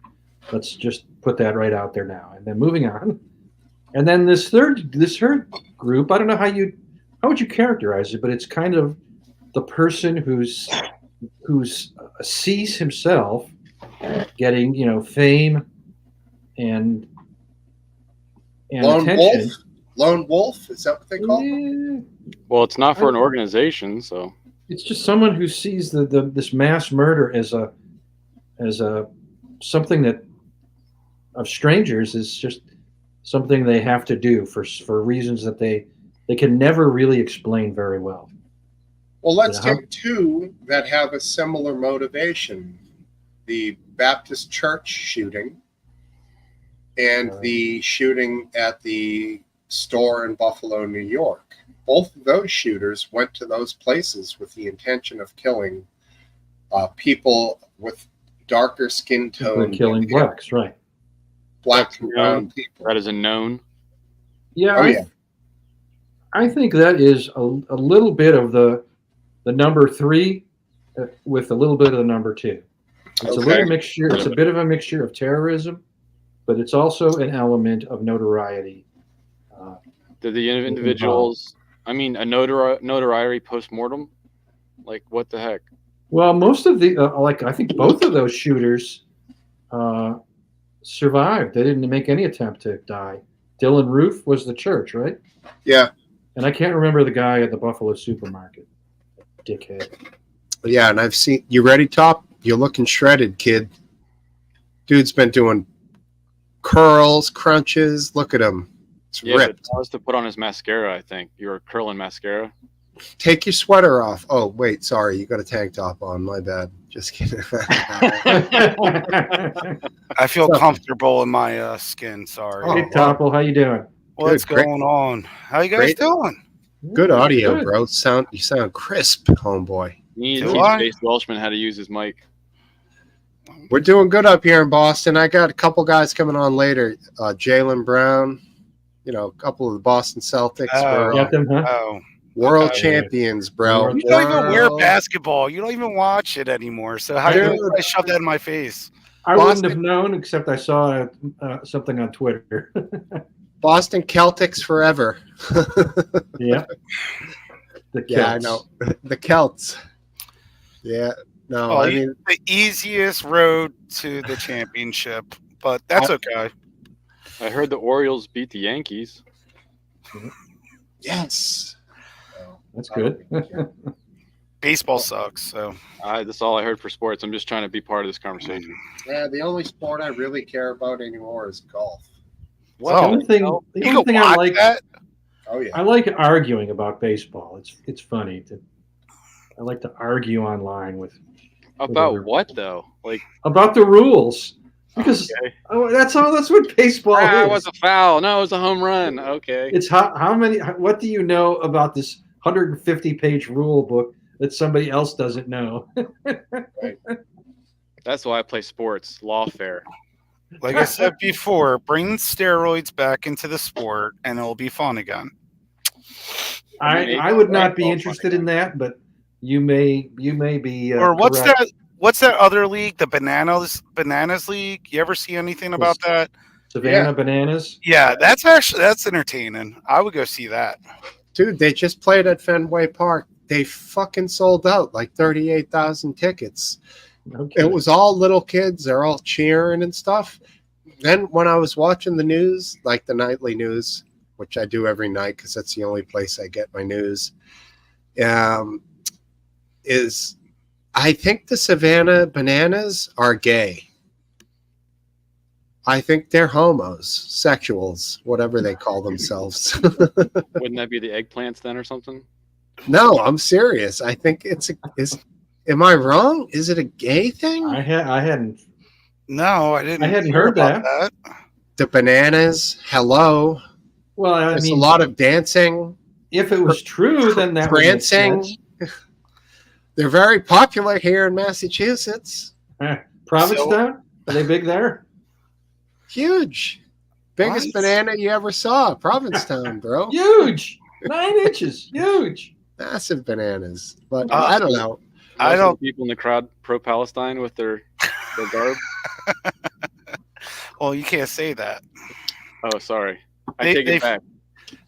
They shut down a pride parade in Philadelphia, or tried to shut down the pride parade in Philadelphia last week. I think it was. Who did? The Palestinians. Okay. Yeah, I can't remember why though. They tried to. I think they wanted the street is what the issue was. Was there a really flamboyant clash that happened in that? I don't know. I don't know. I would think that there'd be some slapping going on. Stop it! Come on. Were they interfering with shawarma sales? What was the problem here? I don't know. There was a clash, and I was verklempt. I was confused. I don't know which side to take. I was one of those like, let's just watch and see what happens. Aren't we supposed remember to be on the same team? There was a clash between Palestinian protesters and Black Hebrews in New York. Oh, Nice. And both of them hate Jews, and they didn't really realize it.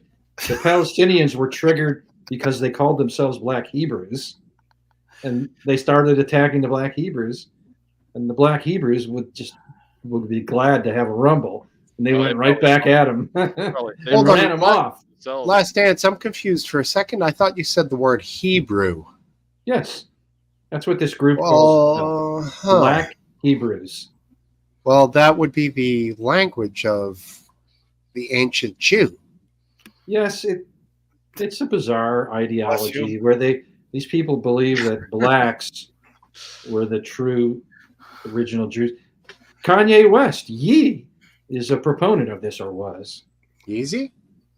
Oh wow, you knew that. The fact that Yeah. you called him Yee makes me vomit. I had a little vomit. Well- It could have been from the deer venison jerky.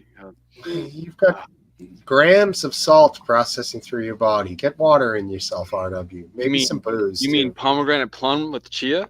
There you go. All right. Well, I mean, I've heard a lot about the Ethiopians and that. Yes. I mean, it's historical, old school crap, but that island they have over there with the church on it. Have you ever seen any of that? No, but Like Patmos or Yeah, they say that they Malta. might have had the Ark of the Covenant there at one time. yeah, I mean, the Israelis airlifted thousands of these Ethiopian Falashas, I think was the tribe they were a member of, to Israel, and there's been a lot of cultural studies, and at first people assumed that there, it was some, one-off that but they do seem to have a long Jewish tradition, which is kind of bizarre. Lineage, right? Yeah. And they can track it back to the time when they started moving that thing around and some of those really important artifacts. Yeah. To keep them safe. That's the theory behind the whole thing. Yeah. It's fun to pretend, but I think what is known for sure is not very much. No, I hear you. I feel that way on a daily basis about most things. All right, so let's get caught up. The old free plasticine. Isn't that an era? Plastic. I think That's an era of plastic. It's some sort of a plastic film, right? Or I would have thought it was a time like between the dinosaurs and the mammals or something. The Yeah, but like Mesozoic and sea level. Right. Plasticine era. Exactly. There's a lyric in the John Lennon song, Lucy in the Sky with Diamonds, with the word plasticine in it. I can't remember the exact lyric. Interesting. Yeah, I've heard it said recently by somebody. Was it one of you guys that Lennon was the heart of the Beatles? He was the one. Was it you, Top? Well, John Lennon? No. I've said that before. He You're formed saying- the band. Let me just name two songs for you, and then I'll mic drop. Hey Jude and Let It Be. Both Paul. That's true. I consider those to be two of the finest songs ever. All time. Hands down. I also agree. Those are great songs. But didn't Paul also write a lot of the teeny bopper stuff? That was Yes. early. that was what got them where they needed to be to create better stuff. So I was like shilling for the system so that they could do their own thing. Well, that's what the system wanted. They were a record contract band in the early days. Get Yeah, radio right. play. So here's the lyric. Picture yourself on a train in a station with plasticine porters with looking glass ties. Suddenly, someone is there at the turnstile, the girl with kaleidoscope eyes. eyes. Brilliant. That's music. Drugs were bad, okay? That's acid. But it's This is brilliant. true. Lennon was a smackhead. Lennon got into Born it. So was Flake. Jim. And he- to come. And he was using heroin during the making of the Let It Be movie. Well, Jimmy Page was a heroin addict really Right. badly in 1977 to 78. If he didn't get clean, if they didn't cancel that tour, Jimmy Page would have died. Yeah. So great musicians have done smack. Absolutely. It's a thing. It ain't. I didn't know heroin was such a big drug in the late 70s. I thought that was Dude. mostly 80s. I guess Well, they this were was ahead of their the- this time was in the the 60s. music industry. In this case, with Lennon, It was John Lennon. probably super clean back then. You Well, know? like I said, the Kinks are better than the Beatles, so That's an insane statement. that's not insane one fucking bit. In I my see you in the humble chat there, opinion. Toffel. What's that? I see you in the chat there. What? I mean, it's not like I like only one group or something. So I mean, I love the Kinks, Kinks are great. and I agree that Davis Brothers. they were innovators and they contributed a lot to the art. So there's nothing wrong with the Kinks. I just don't. They don't get the credit because of the Beatles. That's the problem. I would say the opposite is true. Nobody would have heard of them if it wasn't for the Beatles. The Kinks were before the Beatles, actually. Well, they were at the same time. The Davies brothers were good, but we're talking a day in the life. Come on, dog. You can't. The Kinks never matched that. Hey I'm Jude. fixing a hole where the rain gets in. Lola beats that all out. What? Really? Yeah. Lola? La la la la la la. Tranny. So what? Oh, that's right. You're anti-gay. That's right. I keep forgetting about that. Sorry. Just a joke. The Monkeys were better. Okay, now that's an asinine comment. Spelled it wrong. Could you buy heroin in the 1900s made by Bayer? Last Dance? Yes, it was. Pharmaceutical bear? I don't remember the exact history, but morphine. People were worried about morphine, so heroin was marketed as a safe. I love it. Version. I love pharmaceuticals. I love how they work. Right. Everything that just came out of your mouth was perfect. What? How was it? Orally? I know. Orally taken heroin? I don't remember. There's an author that I follow, Matt Bivens, who's a very interesting writer, and he kind of writes about. He's writing about opioids. I think I might have put something by him on the Discord, but yeah, I mean, basically the opioid crisis is entirely a pharma-driven event. You mean the CIA created it? No. CIA is innocent. That's what I'm saying, and I'm standing by it. Okay. Rockefeller and coal tar. It all started with coal tar and making was it morphine wasn't first. I can't remember what was first, but morphine was right after. Morphine was quite early. Yeah. Opium was first. Well, that was before the coal tar. Opium was plant-based. But then they started. Rockefeller got into deriving from coal tar and just started going crazy with it. Coal tar? What? Yeah, coal tar is the base. When they started extracting things from coal tar, that's where morphine came from. Are you kidding? Coal tar is like hydrocarbon. It's a byproduct of petroleum, right? Like in the petroleum industry, that's something that they Yeah. have a bunch of. Yeah, that's they. I'm Yeah, I'll pull an gonna article. say I'm doubtful. I was doing a study on this not long ago, so I'll pull it up for you. Oh, opium comes from the poppy Yeah, plant. opium does. Yes, Yeah. yes. That's like heroin and stuff, but morphine. Just give me a second here. My Ring camera went off, so I had to check it out. But You can check that on your phone if you want. I know. Oh shit, the door's open. Mosquitoes. I was about to say. That's pretty funny.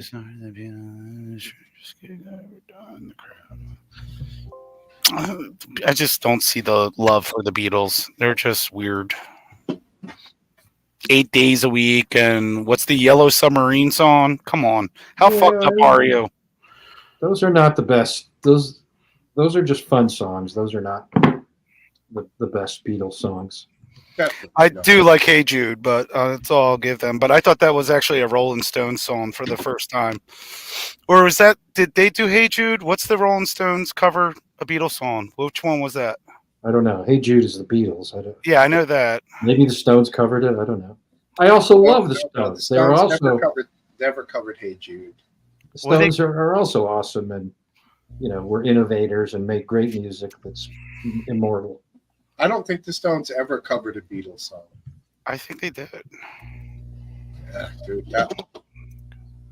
The Stones were contemporaries of the Beatles. Of course, the Stones lasted much longer. They're still together, but they were interesting. It was an interesting competition. They were rivals and also friends. It's kind of a unique UK thing. That I mean, can you say they're still together? Last Dance. Well, you know, they never broke up. Mick is dead. Mick Taylor, long dead. Charlie Watts is dead. Billy Wyman, out of the band. No idea if he's alive or not. Yeah. Well. So you have the replacement guitar player in, whatever his name is. He used to play for Rod Stewart. Billy, whoever. I apologize. Mick The Beatles wrote "I Want to Be Your Man" for Rolling Stones. Huh. Yeah. Well, that's what the Google machine says. I don't know. I could trust that. So. I mean, that is an old ass Beatles song. You tell me so. I want to be your man. I don't even know that song. When the Beatles, I don't know if they recorded "All I Want Is Love." What's the Horses song from Rolling Stones? All You Need Is Love. Wild Horses. Is that Rolling Stones, or was that someone else, or someone covered that afterwards? I think that was the Stones originally. That was all right. I'm getting all screwed up then. Sorry, not my time error. So I can do a rendition of it if you'd like. Oh. Oh wow, Aphid's got meat. He's got meat in the queue. Right on, buddy.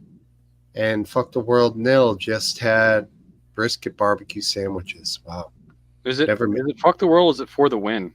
I was thinking it was For the Win. I always thought FTW was Fuck the World. I would say Fuck the World. Now we have definitely one is a very negative view, and the other is a more positive view. I mean, whenever I put that in chat on Facebook, I assume everyone knows I'm saying fuck the world. Yeah. I just real quick to go back to the morphine. I was right and I was wrong. So opium is the original plant-based opioid for morphine.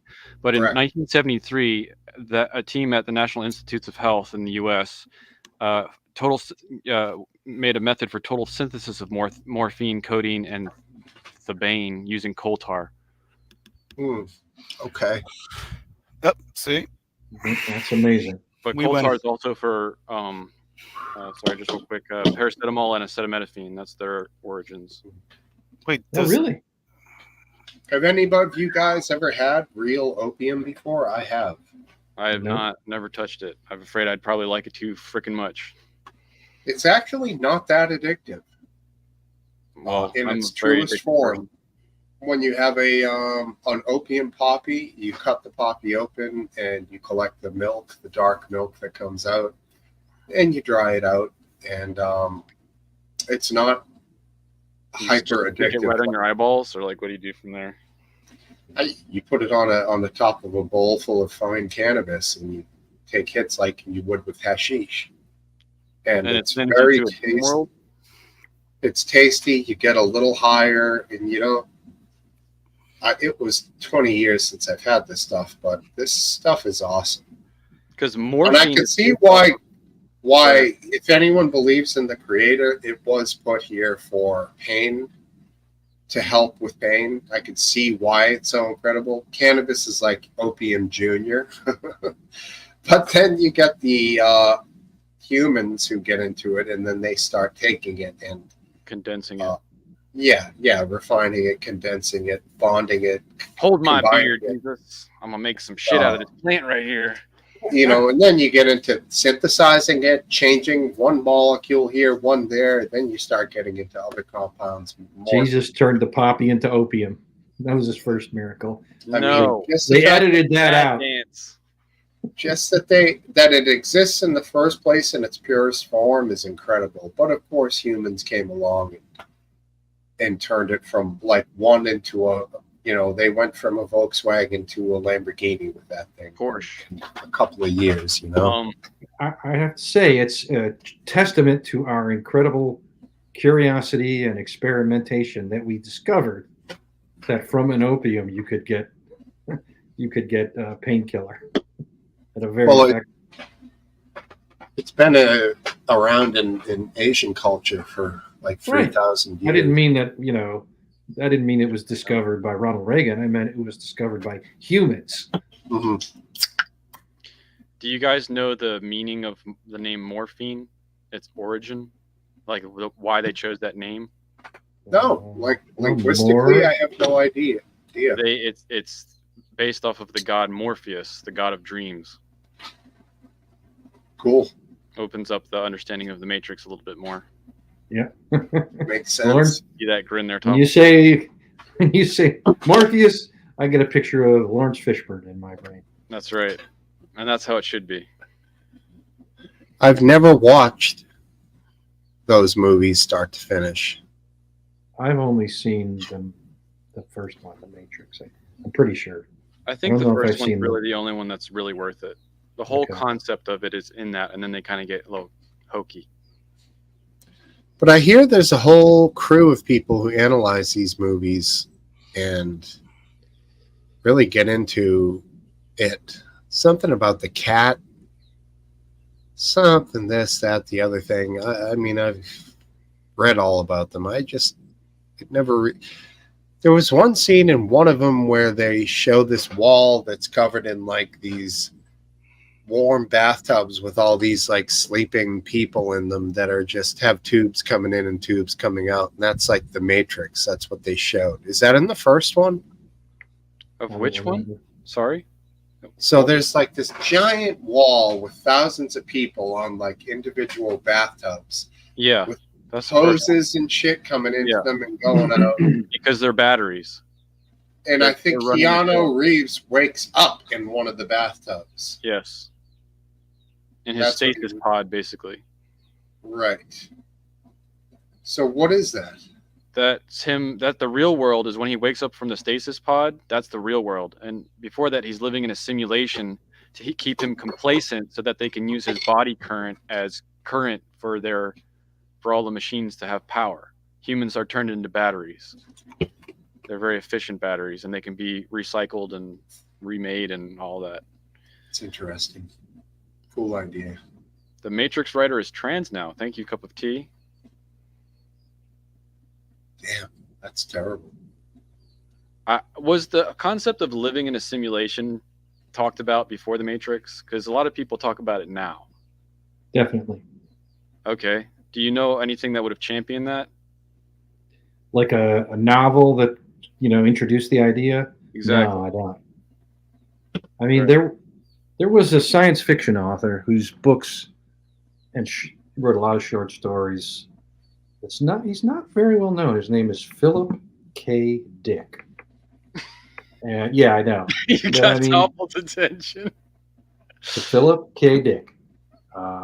And he introduced his sci-fi stuff was outstanding, and he introduced a lot of the concepts that are running around in kind of science fiction today. Okay. What about Isaac Asimov? And he's also I think he was more robots, right? I never read an Isaac Asimov Cloning book. and time. I didn't read many of them. He was a little bit too weird for me, but it's like one of those stories where like you start out at the beginning in the first book, and by the time you get to the third book, you realize that everything points right back to the very first part of the very first book. So it was like the way that he looped his story was interesting, but his concepts were a little bit too creepy. I remember reading Philip Dick's books and thinking, that's where that came from. Like the teleporter in Star Trek. That's from Philip K. Dick right book. So when you steal something from someone, that's why it's called getting dicked. No, Never heard that. Right. Well, he should have definitely taken a stage name. I think his last name is harming his. He's long dead now, but his last name is not helping his sales. Well, it's coming full circle, man. So yeah. Androids don't dream, Johnny Grammaticus. Androids don't dream. Well, Data That's right. from Star Trek, did he dream? Because we just watched iRobot last night, and he dreams. I don't watch movies, man. What? No movies. You just spent an hour talking about movies earlier. Yeah, do you remember something about those movies? 70s, 80s, and 90s. That's 24 years ago. So you're plus. saying me there's not been any good movies for at least in the last decade? I haven't seen any, man. I've made a point not to. Actually, you know what? I can't say anything because I don't know either. Did you see Django? Yeah. I'm not a outstanding. Anything that Quentin Tarantino has made has been outstanding. I heard people say Django was one of the best ones ever. I don't like his movies, and I like Django. Yeah, I'm not a big fan of his movies other than American History X and Pulp Fiction, bro. Actually, I hated Pulp Fiction. I watched it once. I didn't understand, maybe because the hype was so freaking high, and I watched it. I was like, "Where's that? It's not a good movie." It's fucking incredible, bro. What about Kill Bill? I didn't get on board with that. I couldn't either. I never believed that fucking scrawny ass woman could be fucking that skilled. It was a joke. Blood everywhere. She was Asian. Huh? Yeah, that doesn't happen. Yeah, it does. She wasn't Asian. Yeah, she was. She was a Hollywood California blonde chick. Am I wrong on this? Yes. You're so wrong. Uma Thurman? Oh, why did I think it was I might got a movie. She has an opponent at a certain point that's like Kelly, whatever Wang. I don't remember her name. Maybe that's the scene I saw, and I thought that was the movie. I thought she was the main character. It was made in their kung fu style, but it was definitely Uma. I can't do karate movies either. I never got into that. You didn't watch Kung Fu, the TV show? I didn't even know there was a TV show called that. Yeah, it was a white guy, the guy that killed himself with asphyxiation at the belt while he was whacking it. David Carradine. I heard about that, but I never watched it. Sure did hear about that. You're like, you did what? How's that work? He was doing Kung Fu off the set, and it just took him out. Yeah, David Carradine. He was great, but not a great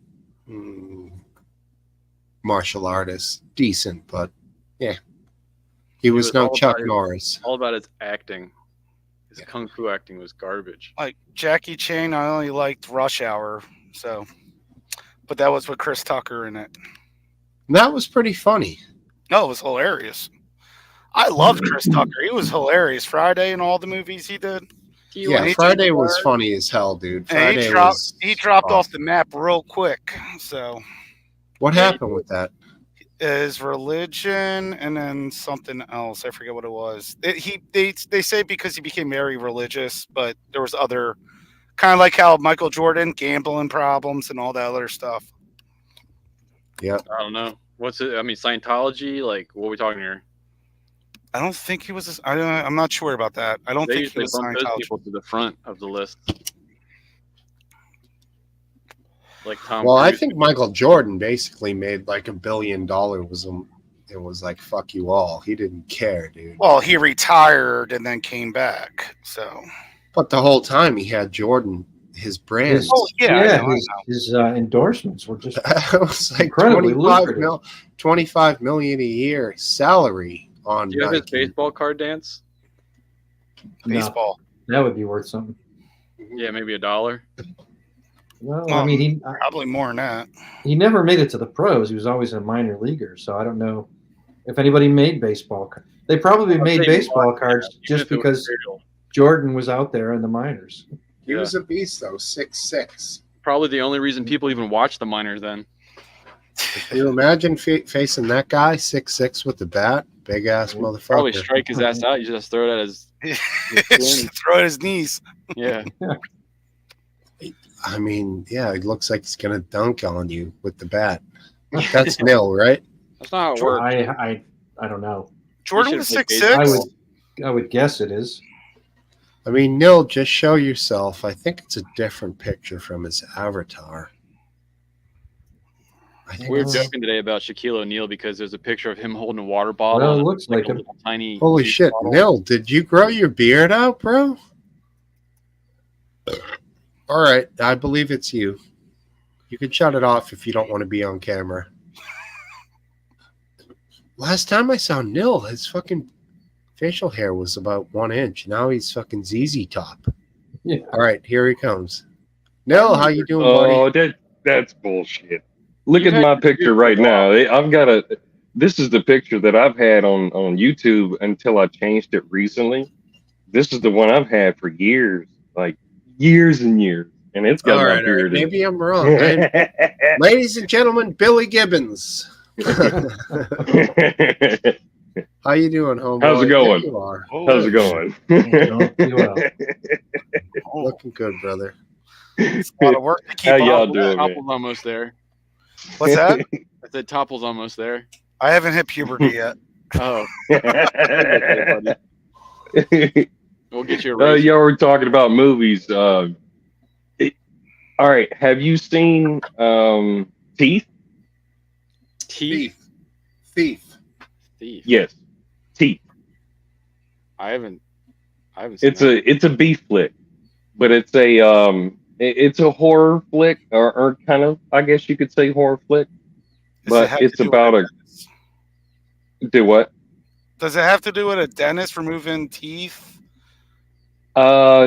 Well, there's a dentist involved at one point in the movie, but no. Actually, no. Actually, I get that wrong. It wasn't a dentist. It was a gynecologist. Oh. How did you get that wrong? Oh, is that So- where God, teeth man. Yes, up somewhere? that type. Yes, that type got of you? teeth. I've seen memes of it, but not the movie. Oh, dude.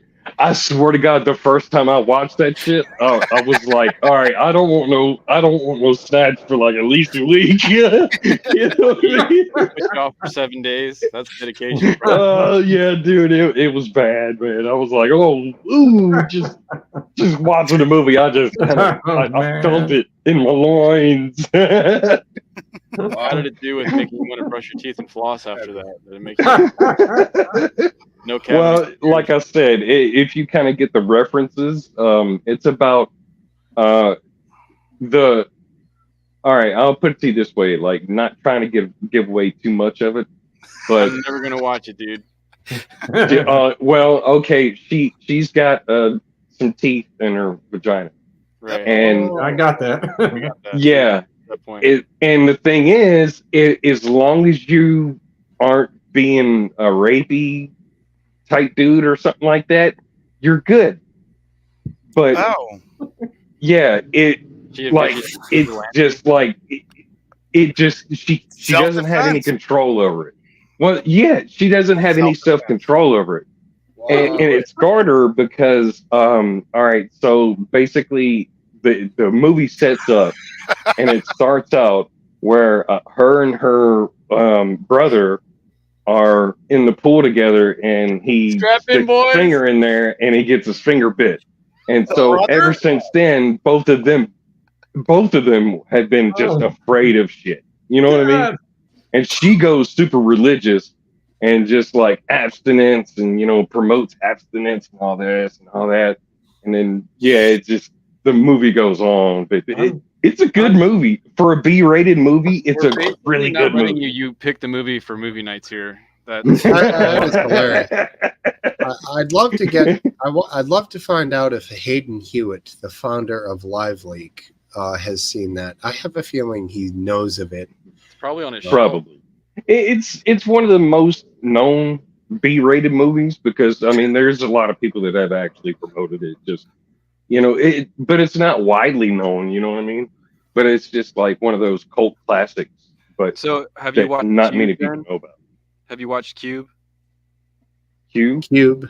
Yeah, you're saying it's a well-known B-rated film, cult classic. Yeah. Have you seen Cube? What's Cube? I don't think I have. Okay.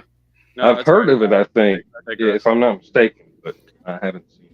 So, Human Centipede would be a B-rated movie. What? Yeah, pretty much. An F-rated movie. Is Sharknado a B-rated movie? It has to be, right? Oh, that's like Z-rated. Yeah, but Human Centipede 2 was a lot freakier than... Oh, you got through the whole movies? I never did. You're a freaky motherfucker there. The second one was a lot creepier. Even just knowing the plot almost killed me. I could never watch it's actually a good movie, though. It's not bad. It's not like super gory or anything like that. It's like an average B movie, I guess. But it's just the brother tries to stick underrated. A finger in there and gets bitten off. Are we still on this? Yeah. I thought you were talking about Human Centipede. I was like, bro, RW, are you familiar with Human Centipede? I know what that is, man. The fact that you watched the second one, it just blows my mind. Went back. I don't think I saw them all. I haven't even watched the first one. What about Mystery Science Theater 3000? You guys get into that? No. Have you ever heard of it? Yeah. No. Okay. It's basically a guy sitting in front of an old movie making fun of it.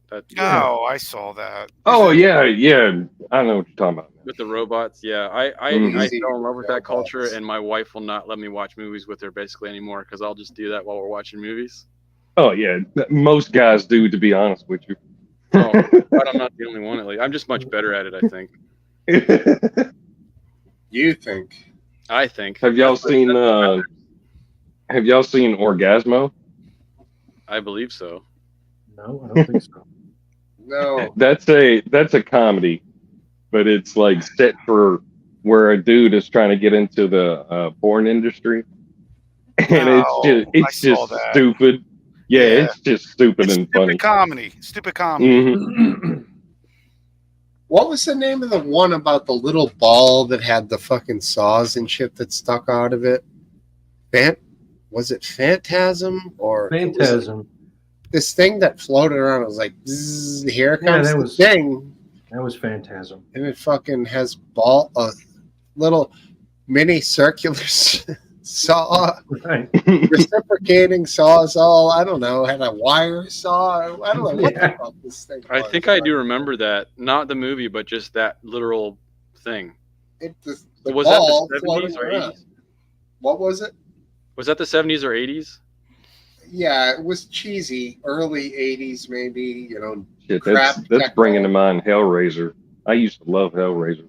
Hellraiser was good. Pinhead, right? That was his name. Yep. Hell yeah. He had pins sticking out of his head. How did he manage to end up looking like that? What's that story? Didn't Just matter. Woke up one day. Just believe it. I don't know the whole lore behind it, to tell you the truth. Like, yeah, that much to really be able to say it, but other than he's one of the what did they call them? The Cenobites, I think it was, where Okay. they were basically demons of hell that were all tortured, and that's their specialty is to torture others. Nice. That's their natural born talent. Mhm. Great premise for a horror film. Well, I did take back earlier about the 80s sucking in movies. I think the 80s had better horror movies than the 90s, though. After I For did some sure. research, Yeah. Friday 13th and all that. I can What agree with that, dude. Halloween? Like the Halloween 90s, was just 70s. I don't know. It Well, was it's a hard. weird era. What's that? The 80s or the 70s, Friday the 13th. No, Friday one- the 13th was the 80s. Okay. Halloween was the 70s with the horse mouth girl. What's her name?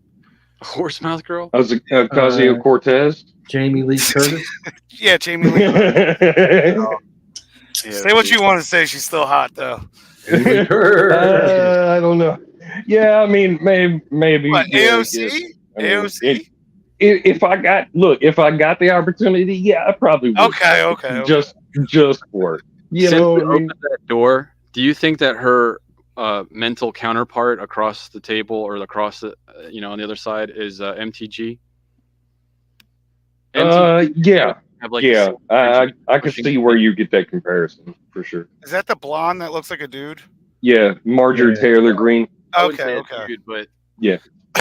not on the same 10 scale. Well, I mean, I can see that because they got into it on the fucking floor, and it was just stupid. It was two catty bitches going at each other, and I'm like, come on now, like, Same energy though. It's act just- like fucking adults here.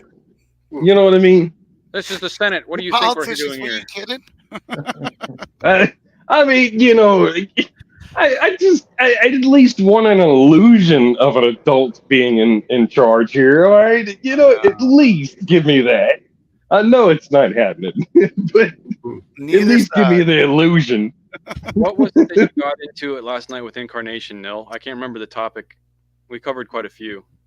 Oh yeah, dude. I don't know. There was many things we fucking talked about, but no, he's cool, dude. Like I can respect him because I mean he can at least, even if we disagree, we both were being cordial and all that, and nobody was being shitty and attacking characters and anything like that. We were just talking about the No, I ideas, was just. so It was a that was cool. decent back and forth. I can't remember though right now what it Hell was. yeah. Oh, dude, we went through so much shit. Was it AI? No, it wasn't. Oh, AI. we went through that, and you name it. We pretty much kind of had a little short back and forth between all of it. Any Was it kind of Hezbollah? subject, fucking Hezbollah, Hamas. We went through all that shit. No, it was the spy balloon. That's when you guys got into it, I think. Oh yeah. About what? About a spy balloon? Yeah, remember Yeah. the spy balloon that floated across America my and was God. spotted in Mhm. Alaska? From China? Yep. China. Yeah, I just there's a difference in opinion. Or go ahead, Steve. Well, shall we just watch this interaction? Yeah, go for it. It's- Go ahead. Do you know what we're here for? You know we're here about just AG. I I don't Point think of- you point know of what order. you're here President. for. Well, you the one talking about. Oh, yeah, guess this I is think the your one. fake eyelashes are messing up. No, what you're ain't wearing. nothing. Hold on. Listen, Order, Mr. Chairman. That's beneath would even you you, please Mr. regain Beneath order even of your you. committee. Order. She's just sitting back waiting for I it. do have a point of order, and I would like to move to take down Ms. Green's words. Here it That is goes. absolutely unacceptable. How dare you meeting attack will Oh, when suspend. she the does it another literally person? every Are your time she feelings opens her hurt? mouth. Words down. Aw. Oh, girl, baby, girl. Oh, really? Girl, Don't baby, even Stop yeah. me to enter play, with that baby. now. Girl, We're gonna, I don't think we are going to so. move, and we're going to Baby take your girl. words down. I Thank you very second that motion. You agree to strike your Bitch, she's word. older than you for Okay. one. Let Ms. All right, Green agrees to so- strike her words. I believe she Chair needs to recognizes apologize. No, Mr. She Perry. needs to Okay, apologize. hold on. Then after Mr. Perry's gonna be recognized, then Ms. Green. I'm not still has 4 minutes and apologizing. 21 Well, seconds. then Okay, you're not reserve the right to striking your object. words. I am Mr. not Perry, apologizing. Now let's go.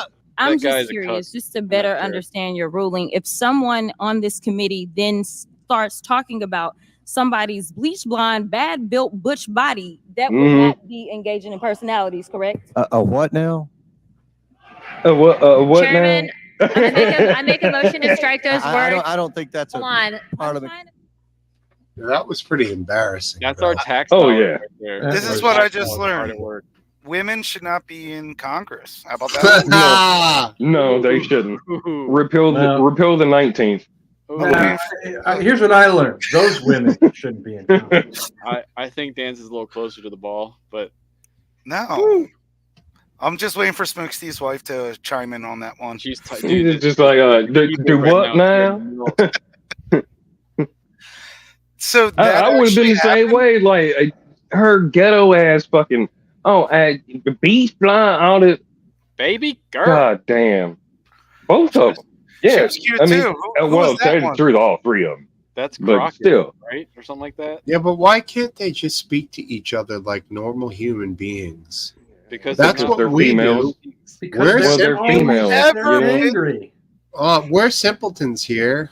We're, educated, hardworking guys. We're not fucking Speak for geniuses yourself. or anything. Ed- We're Ed- a varying range of human beings, but we choose to treat each other with a certain level of decorum here on the international pub with 13 viewers.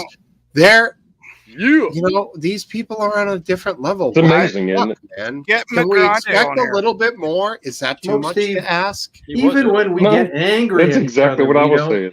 We don't, belittle our appearances. McGrande and bass. Grande, but they don't talk about their appearances. They might go, Shut up, you idiot! Right. I mean, it's not always very highfalutin, but it doesn't get as low as I need to use falutin more often. You and your fake eyelashes, No, you and I your like- bad beach blonde body. I want to know. I've always, in that chair had a I've job. always liked most of the people around here. To tell you the truth, everybody that comes on to Steve's, channel, they're usually pretty decent. I don't know. I don't like them all.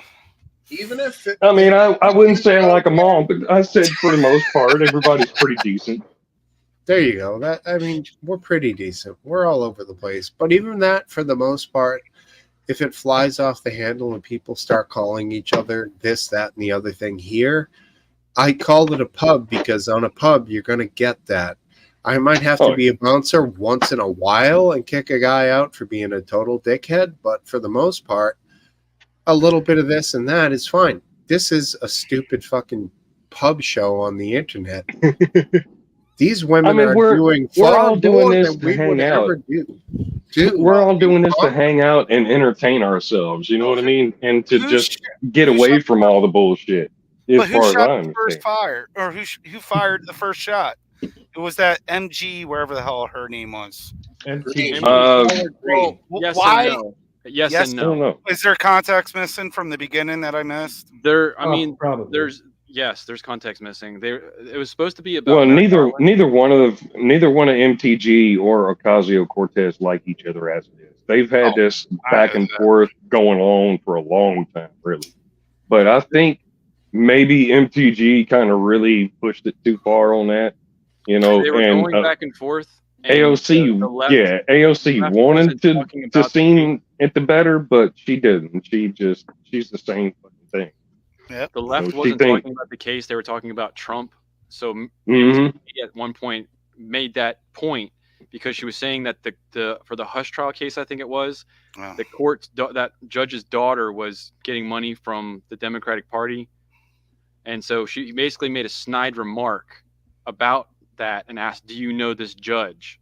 Just to bring up, bad light about the Trump case, and that's what started it. I will say this about what those two were doing, and I don't take this lightly. They were making a mockery of the laws of the United States of America. Hell yeah. And of the Congress. They're an embarrassment. Hell yeah. And they deserve just to be in Sports Illustrated. Wait, what? Fucking joke. I mean, if they think they're to be taken seriously acting like that, well, they're a fucking joke. And MTG not magic. Has the potential as to, far as her, she knows better than that. she could be this rising star, but for her to engage with this fucking idiot on that level she's makes a her a MAGA fucking idiot on that level. Like, she's a what MAGA the fuck? lackey, dude. She's full on MAGA lackey. It's stupid, man. I don't like her personally, but she has the potential to be the next fucking rising star. I mean, something. More than what she is people now. Won't At notice least. this. I don't know. No way, dude. I think she burned that bridge for a lot of people when that Yeah. happened. Silliness. I like Bobo better. Baggins? I don't know anything about her. I just seen her, and I'll go for her. I mean, she's got her flaws too. They all have their flaws. She's done good in her ways too, but I mean, she come across everybody's radar because she actually carried her firearm on her, which is legal for her to do, and people didn't like that. Who are we talking about? Bobo. Yeah, Bober. You said what's her Bilbo. name? Bobo. Lorena Bobert. I don't even know. Yeah, the Bober. lady that likes to watch Laura. movies in theaters. Yeah, Lauren. yeah. She fucked up her reputation right there for Yeah, her damn PR sure with her a lot PR of is people. done. I think she was doing shit prior to that. That kind of. Oh yeah. Yeah. She'll be But fine that thing all in the the time. theater where she was all over that guy, grabbing his dick and everything. It was Yep. disgusting. That was Absolutely Obama, wasn't it? disgusting. That was Dude, Barack. I That's mean, to be honest with disgusting you, I'd about let her grab mine too, but not in public like that. Well, why not? The theater was dark. She was Exactly. fine as hell. What the hell? Big Well, boobs come and on. everything. They were watching- They had it. They had it on camera. They have cameras in all of the movie theaters now. Well, apparently that theater can't do was democratically run because they focused in on her indiscretions. Like, Well, you man, saw what she was wearing. Maybe the guy just focused on what she was wearing. I don't know. What a nerd. He was a fucking loser too. I mean, They were. It's not like Yeah. they were. They were just moving their hands around. I mean, it was. If it wasn't someone actually filming them, spying on them, which is really creepy, no one would have known. No one else in the theater Giggity. was observed it. giggity. Giggity. Who was that? Who was that? Lincoln Project or what? I don't know. Oh, I don't know either. Who was I just know the footage came out about it. Well, I mean, yeah. Who was filming it? Was it the Lincoln? Well, no, it was the theater itself. They were security cameras. So security films focusing people on- grabbing dink in the fucking seats. Yeah, it was I'm security wrong. cameras within the movie theater. Get back into security and watch some theater security. Well, I cams. mean, aren't they supposed to be busting kids for stealing fucking purses and pulling guns and shit? Who cares about no, they're just watching Dink all day. yeah, that's. Well, you got to think, especially ever since Aurora, movie theaters been tightening up security What a is the lot more. reference? At least Or the mass shooting. Aurora. Mass shooter. Yeah, Yeah. the one where they shot up the movie theater during the Batman shooting. Oh yeah, it was Batman. Yeah. How Yeah. long? How long? What year do you know? Oh, that was around 2012, I think. 12. Yeah. It was. If you see the kid, you will know exactly. He had like Maybe. pink hair. Yeah. I didn't pay much Yeah. attention. Yeah, you And know, I you know actually exactly who remember I'm talking about. shootings. Yep. Oh, who was filming? And he was definitely not a right leaning person, now was he? No, he was just mentally ill. Yeah, he's No, paranoid, for sure. schizophrenic. Oh, you're talking about the guy who shot up the theater in Colorado. Yeah. Yes. Yes. Yeah. Yeah, he was a fucking sicko. Total. Even his mugshot, that dude's eyes were like Mm-hmm. owl eyes. He Like took. they were as open as they could possibly be. Like he was surprised that he was there or something. I don't know, dude. Like That shit was Moloch, like possessed by Moloch eyes. Yeah, weird. well, It's something, dude. he essentially just held his arms out to police and got taken into custody. Why do they take him though? Why don't they just go bop bop?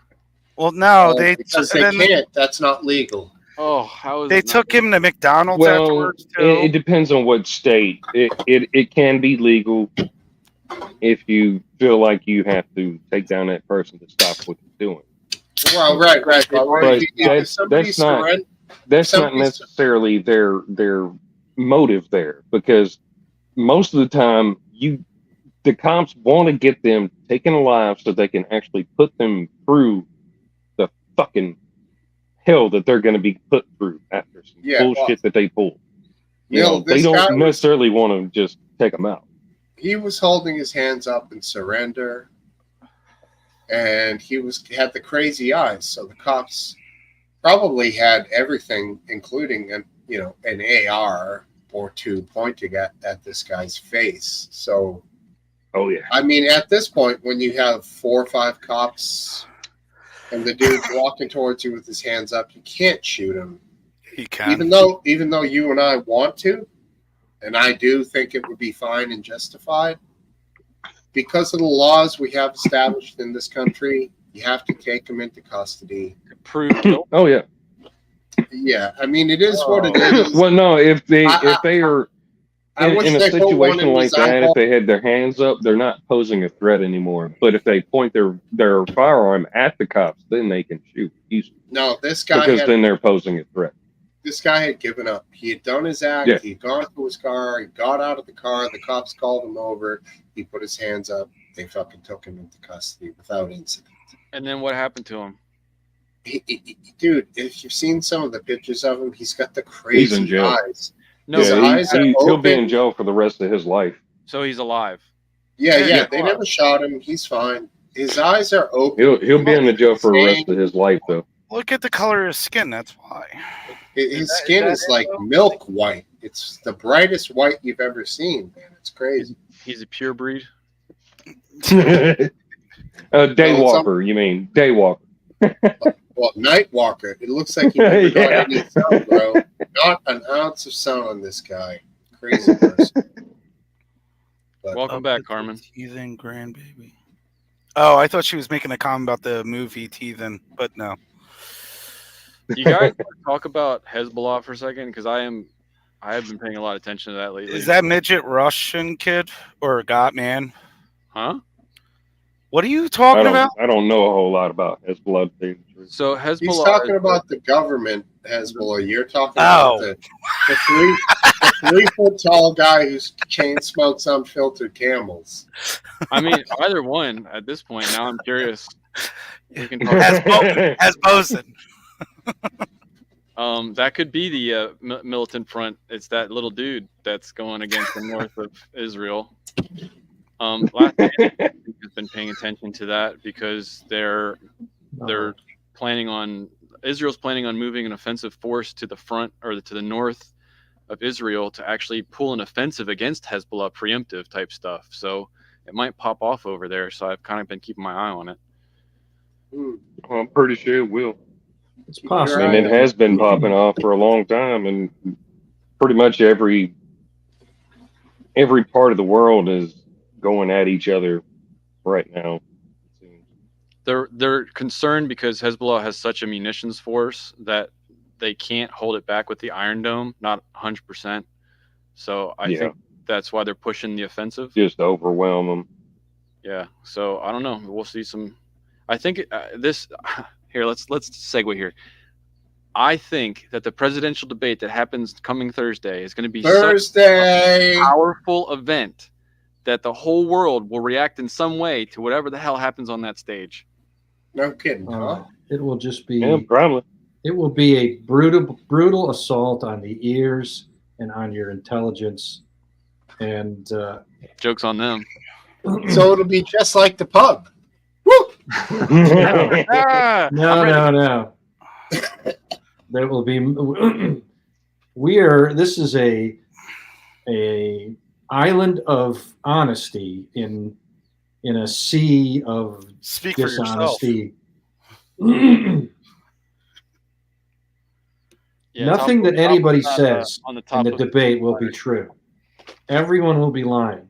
The reporters who ask the questions will How's be lying. that be asking questions? How can you lie about asking a question now? Because they'll all be The way they loaded and frame 'em. designed to favor the candidate they want. They're not going to. It's a non-bias. Stop. You'll It's see. No, bullshit. partisan. Bullshit. That's like They'll saying the all last. be- That's No, like it's saying just the Trump. last Trump's going debate. to make himself look like the idiot. That's all Well, it that's is. just And like you're saying the defending- last debate that they had with Trump on stage wasn't Was with non-biased Hillary. when they had a literally a liberal fucking person up there asking loaded No, questions the it was entire a Fox- time. It was a Fox person actually that was asking the questions that now works for CNN actually. What are the chances? Yeah, But it does. It's a question. They're just asking questions. So how's it's that? loaded question. Here's a question. It's how you frame the question. Are you still gay?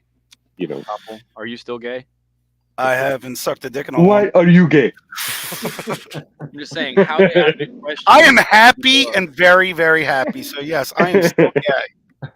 I'll tell you this much. Happy, also happy. He's gay like the 20s. When it comes to this debate, what it's going to come down to is, honesty and just somebody who's quick to answer without delaying. I think if Biden gets on that stage, he will be destroyed no matter who it is. That's where I'm getting my answer from, is that I think Biden's going to have a delay, too many delays. Yep. I think he's just going to get absolutely destroyed no matter How's what. he gonna get destroyed? Look, If he's fitted the dude, script. he already. is. He's had the script. He already. is. Yeah, he cannot. He obviously cannot function as a human being, let alone anything else. Now, Like, I don't know. I don't know how this facade has actually continued to go along for so long. Well, it's Nell, amazing, but Nell, he did a pretty good job at the State of the Union not long ago. Amazing job. I don't think so.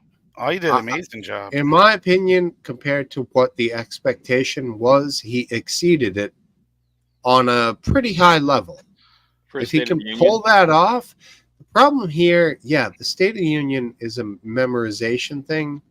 I don't think so. I think that State of the Union was literally just red, an absolute shit show and just a show of force. You know, he had the red communist background and that everything. wasn't the State of the Union. That was the I forget what the hell it's called. Significantly longer ago. I'm talking about his most recent speech. Okay, well, I haven't seen it. It was all right. It was all right. He wasn't a rock star, He was but he held it coherent. together. He was very coherent. I had the same thoughts, Mr. Kelsey, that adrenochrome and what's the stuff from the pituitary They gland? definitely got him hopped up on something. But they've got pineal gland. That's it. If you ever read Hunter Thompson's books, he talks about these bizarre drugs. I'm pretty sure it's a cocktail of a whole bunch of shit. He needs that drug from Limitless. Then he'll nail it. Yeah, I'm pretty sure it's basically the same type of shit. You know what I mean? Yeah, like right. it's so much into one cocktail. It just here's what I will say. There's no chance that Biden is not taking strong medication, and we have no idea what it is. The press won't ask. White lightning. And they're not. The White House isn't telling us. Well, we know the other guy's taking hydrochlorine or wherever the hell it is, and then hydroxy, and then pumping bleach in his vein. So yeah, he sprinkles it on his salads. Hydrochloroquine. Oh, what is going on with that? Who was that stupid doctor that was part of the nation that everyone hates? Fauci? Yeah, what's going on with him? He made a book or something? Do you know how vague his question was? And we both answered that solid.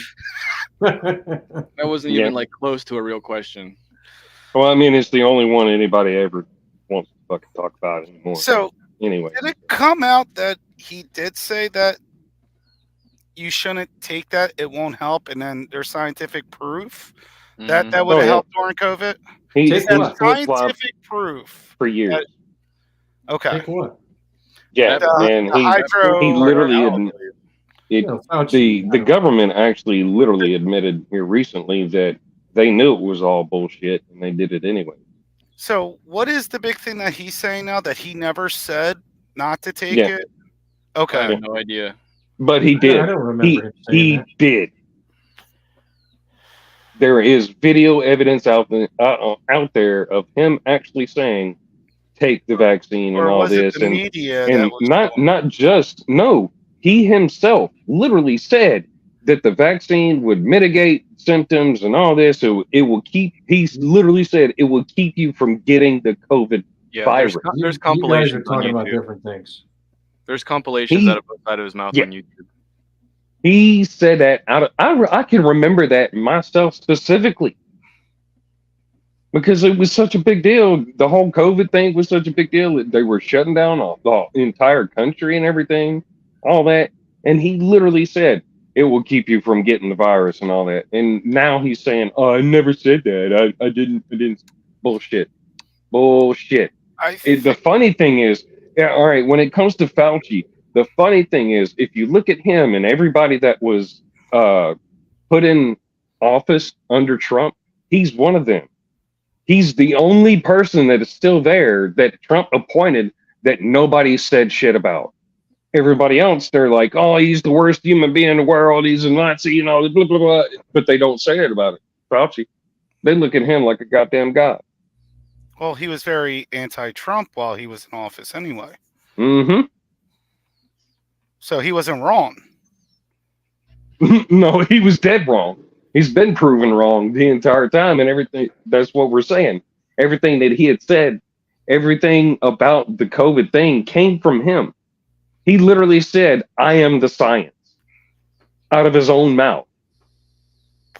Trust the science. So we had to trust the science, and he was the science, and everything we did was because of what he said.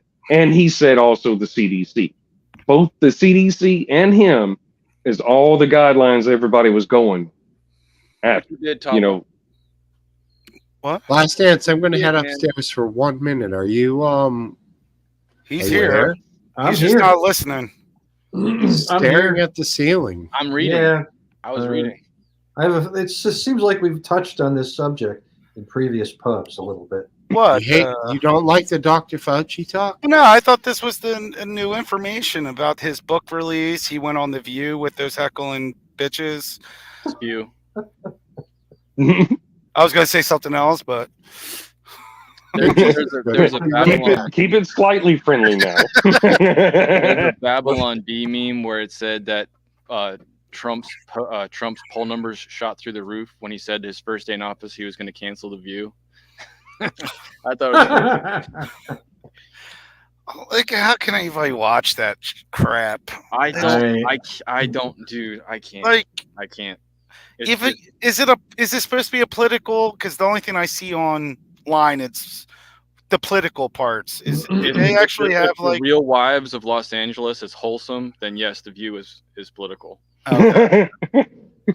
But what happened to don't they usually have like one of the hosts being part of the right side though? Or is that stopped? What are you talking about? What's her name? Chelsea Clinton? No, she was on there. Not Chelsea. No, one of the Bush. Yes, they are meant to. Yeah, but that person bends over backwards, mental gymnastics to. Yeah, it was terrible. I think it was one of the Bush's daughters. Actually. Oh no, McCain. But yeah, McCain's daughter. Yeah, McCain. Yeah, there you go. Okay. There you go. Yeah, you know what I mean? Like, just like he said, there's supposed to be the opposition, but doesn't of course, Fox do the there's same never thing? an opposition. Doesn't Fox do the same thing with the one guy? And they definitely do now. But it's the same thing. Like they bring one Democrat in that bends over backwards for. I mean, they tend to do it a lot more, but the View especially, like, there's been people that Whoopi Goldberg has literally kicked off stage because they were just saying things that she didn't like. and you know who runs the View, which is Whoopi Goldberg. She is the main bitch in charge. No, not Joy Behar. Not Joy Behar. No, I think Whoopi Goldberg runs that bitch way more than Joy Behar. Now, if Joy don't like you, yeah, she'll say something, but I don't think I've ever seen her actually kick somebody off stage. No, Whoopi will kick your ass off stage and has done it several times. That if you don't like, if you're saying stuff she don't like, and she just disagrees with you, she will. No, she'll cut the whole show off and kick you off. Fuck the world. I don't know who I'm voting for. What should I watch to get a better idea who I should vote for? That gives me the best information. Alex Jones. Yeah, there you go. It'd be better than anything else. But he's getting shut down, so I don't know what's gonna happen. He's playing that like a fiddle, dude, and you know it. Oh yeah, I'm sure he. Buy my snake oil quick. It's your last chance. Fuck you. I mean, I never watched Alex Jones really that much. No, but seriously, to take your question seriously, what is the platform? I think you just got to dig on X and look at both sides and try and find something down the middle. I don't know. I don't know the answer to that question. You have to be your own journalist, and you have to look at both sides, which I'm sure you do. You sound like you're pretty level-headed. That's a good point. I mean, you haven't said anything that was just outlandishly stupid yet. So who, me? But, yet. Yeah. Oh, yeah. Yeah. You know, I mean, this is our first meeting, so I don't know. I'm keeping everything open. You know what I mean? Like, yeah. You know, I keep. Well, I mean, I give everybody the benefit of the doubt. You know what I mean? Like, well, who are you voting for? Trump, of course. Of course. Oh yeah. Who are you voting for, Top? Biden. No, you're not. You fucking liar, bro. You liar. I love how everyone doesn't trust you at all. What do you say? I try to strike conversation, so I'm sorry. Okay. But when I do this, you guys get all quiet on top because you're like, oh, I'm going to vote for the independent, so that way I can't be responsible to say I didn't vote for him. No, I mean, well, you're never going to get an independent in office. I mean, I don't see it ever happen. Yeah, that's what he's doing. Is he? Are you, Steve? Yeah, he's voting for that guy. The don't tread on me rainbow flag, dude. No, not the gay guy. Oh, not him. JFK. Are you voting for the Fabulous? Well, I don't vote gay. Never have. It's just another type of extremist. Like we just have. There's no like level, straightforward. I guess RFK. I don't know him. I don't really know him. I don't even think they're gonna put him. I don't like RFK at all. I don't like what he says. He's against guns. He's against a lot of things that I'm for. I just don't like In that voice. Can't deal. that too. I'm not going to sit here and be able to listen to him for 4 fucking years. I'm a constitutionalist, and that gun thing is really important to me. We need to ban them. Because all things that are given to America, all right, kick them. Rights should be kept as rights unless there's a major action to change it. Yeah. Yeah, but I mean, come on, it's solid. Well, you just had the bump stock revoked here recently too, as far as I understand. I agree with that. Yeah, so now you can actually have bump stocks again legally. Whoa! So Topple, you can kill more people. Topple, you are for or against the bump stock ban? He's against it. You're fucking against it, but you're going to say I will legitimately. I'm against it, but I would never ever own one because. So are you against belt loops? Because you can do the exact same thing with a belt loop. What are you planning on hitting? You can literally do the exact same thing with a belt loop. So are you against belt loops? I'm not against it. It's just I would never. Topple doesn't wear pants. I don't have. Yeah, I would believe it. I don't have a need for a gun. I have these. He's not wearing any pants right now. Yeah, I'm sorry. Your arms ain't gonna do shit against the gun, He's literally even if it's a strapped right now. 22. Well, Koppel's got a fucking AR and a fucking. I don't. No. Don't say that. I do not have one. And Boating that's accident. not me Boating joking accident. around. Boating accident. That I'm not. I'm serious. I don't have one of those because I don't have a need for that. Do you have a PPK on your side right now? What's that? Do you have a PPK on your side right now? No. That thing that you stood up and No, it's a phone case. It's a phone case. It's a phone case. Oh, What are you okay. talking about? It looked like a leather case for a PPK pistol. I only saw the corner of it. Nope. All right, you're good, man. I have nothing against it. Excellent gun. Can we edit something out here later? No. If you ask me about bump stock, should it be banned? No. Why? What? Why? Because it's infringement of personal choice. When you get down to the Constitution, what are we talking about here, though? Like it's Well, he said it shouldn't be banned. So what are we I don't know talking what about? What is it? Assault? Is it assault rifle? If you put a bump stock on, is that what we're talking about? I think that's the concept. You turn the weapon into a fully automatic. It's a mod. You can also, there's other tricks that I can't show on here, but there's other things you could do without a bump stock to do that. I understand that, but to make something you can buy on Temu that can make your AR, I'm just saying, like, you know what I mean? Like the concept to me, I have nothing wrong with banning something that's going to make some moron have more spray power. No accuracy, I get that, but yeah, like the Las Vegas shooter, I believe he did use that. He used a real bump stock legally, even though he had, I forget what else. The arsenal that he had. Yeah, he had a whole bunch of shit. A freaking bump stock. And well, see, the funny thing is, we still don't have any information from that. The government will not release any information that they have on that situation at all. They have though. He had 14,556. Well, yeah, they've released that. But that's not what I'm talking about.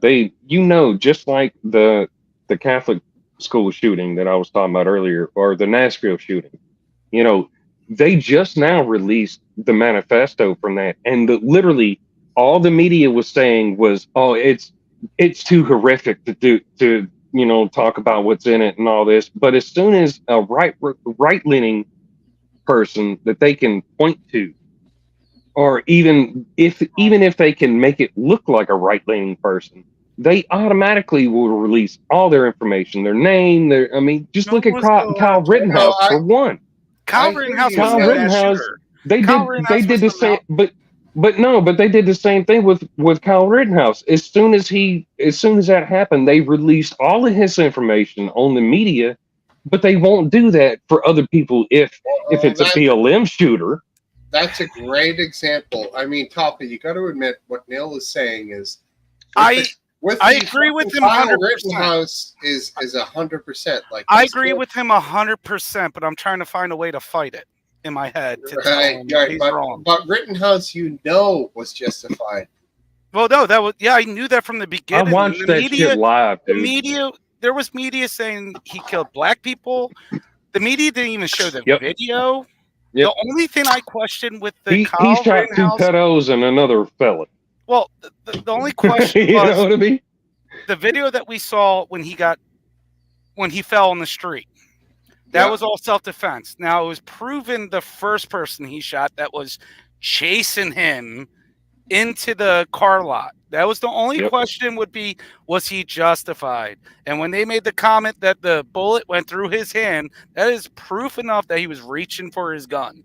Yep. Yeah.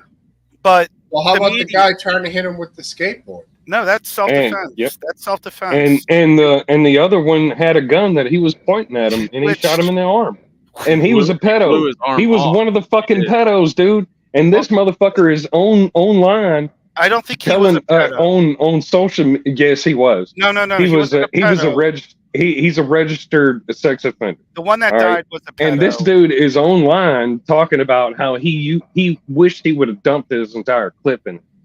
Yeah. You know, And just to clarify, I mean, all kinds of shit. Neil, Like, the guy with the pistol, Rittenhouse killed. The guy with the skateboard, he blew his bicep off. No. No. No, the gun, he blew the bicep off. That's right. Okay. The guy with the skateboard, he got shot, and then he took another shot at somebody else that took off that didn't get hit. Yep. Who died? The guy with the skateboard. Yeah. And then the guy that chased him in the car lot. The pedo at the very beginning was killed. Yes. So the last guy was the guy that got shot in the arm. He's the one that pulled out a pistol and started pointing it at him. Well, and that's when he shot him in the arm. He brought it down, and then as soon as he re-engaged, that's when. Yep. And I gotta say, I will say this: being a kid, the discipline that he had, yes, is 100%. crazy. 100%. The discipline that he showed is amazing. 100%. I literally watched that live, dude. I was watching the live streams of that situation whenever it was going down, and it was like he said. I mean, just the reaction, the discipline, the accuracy, everything. Like, you couldn't have got any better at that point at all. He ran, and as soon as all that happened, he got up and he walked towards the cops, and he was turning himself into the cops while the cops were going past him to stop everybody else.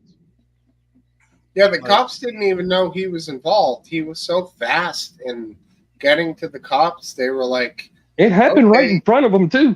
Oh, right. It was a couple blocks. They heard gunshot. I mean, it was there was some distance in there, but still, But regardless, they the were video, there. when they were trying to charge him for the video part where he's in the street, I'm like, this is a joke. If you can go after him, it would be the first person the pedo that he shot in the car lot. That'd be the only question.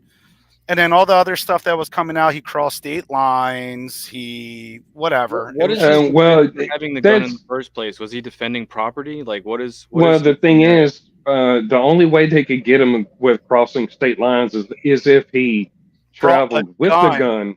Yeah, but he didn't do that. Yeah, which the judge already threw out at halfway through the court case. RW, he was there to protect a car lot. That's my understanding. But then he was also there to help out everyone, not matter what side you were on. Yep, he had a med kit with him. Yeah. So it's his main goal was just making sure everything was cool. And like I said before, I wouldn't let my kid do something like that ever. No. But yeah, frankly, I think it was ridiculous, but I don't think he was breaking any laws. He didn't break no laws, but at the same time, I would never let my kid do that. Go to a protest with an AR. But it's a when you see him walking down the street saying, well, I'm to tell you the truth, a lot of these BLM, they do that too. They come in there with their guns. Yeah, they all have guns. Yeah. I've seen it live. I've seen people at BLM protests pull out guns and shoot people and literally talk about how they're white trash and all that after they've done shot them and all that. I've seen that. The more interesting case during those protests that had somebody die was the military guy that shot the other guy that had a black wife in a wheelchair. Do you guys remember that case? Uh-uh. God, I gotta look it Can't up. say I do. I thought you were gonna say Ashley Babbitt. I was like, what are you talking No, about? Ashley Babbitt got you fuck around and you find out. That's what happened to her. In a wheelchair. Not necessarily. Not necessarily. Oh, yes. He's trying to trigger you, Neil. He's just, well, he didn't. No, he didn't have to fire. I don't think he didn't have to fire on her. I'm surprised Neil's actually pushing back on this one. Actually, he didn't have to fire on her. Everybody knows that. I mean, he literally had cops right there as a backstop. So he endangered the cops' lives as well by discharging his firearm. Did she pass the threshold? No. She was in the window the whole time. I watched it Your body live didn't go as well. past the threshold? No, she was in the window the whole time. She was unarmed. She was perched. She was perched in that fucking window whenever she got shot. Did the cop fire towards Crossfire? There was literally cops right behind Ashley Babbitt But So if that door was basically, the backstop would have been cops. If the cop or if the security guard, which he was a security guard, if he would have missed, he would have hit one of the cops. Well, the angle wasn't necessarily there. But if that door was breached, how many they were people's lives would be in danger directly by behind. that? That was an expert shot. I know, but the whole she was sitting in the window, that's like the perfect, like sitting on the fence comment. Like she was breaching the window. Her body went past the threshold. Yeah. So what? The threshold of what? Of the last barrier. Of the sacred chamber? I mean, what are you talking about here? Basically. Yes. Exactly. Do you remember January? Last Dance. What was January 6th about? They were going there to go after the vice president and kill him. No, bullshit. Exactly That's bullshit, dude. That's bullshit. Senators, that is complete bullshit. Senators. Just to say that whenever you, especially if you weren't there, that is complete bullshit. Let's put it this You way. can't just say that is their intention that they were doing. There was hundreds of thousands of people there. They did not all have the same intention. And only people that really had that intention were the detractors in the group. Mostly the FBI that were actually agitating everything. Let's put it this way. So if that cop was told, who's behind those mirrors, that you are the last line of defense between the Senate and armed or aggressive. The same guy that we're talking about left his gun in the bathroom and somebody else found that previous to all this. So you can see, how well trained he is. Was he guilty? Well, if that happened, that is a separate incident from this, though. It establishes how disregard of his weapon he is. Sure. If you're going to leave your weapon, if you're going to leave your weapon in a bathroom, loaded and everything, magazine and all, and somebody else finds it and has to turn it in. I think that's the weeds on this. Like we can. I think you're pretty.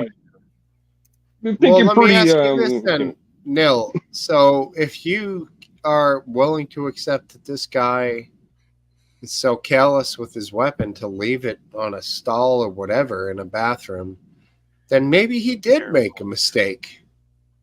Maybe that was his. That's all. Pretty sure he did because, like I said, I watched it live. The foreshadowing of his mistake may have been that he was so callous, leaving his weapon behind, that he shot this person in a state of that was not within the realms of law enforcement. That would have been illegal. Okay, well, all right. How's about this as well? Since we're on this topic, after that whole situation, guess what? He never returned home. He literally got a go free, get out of jail card, all that. He went later on after that. He went on the TV and was talking about it and all this. And the dude literally disappeared. He never went home, and he got sent somewhere else. How do you know he didn't way off?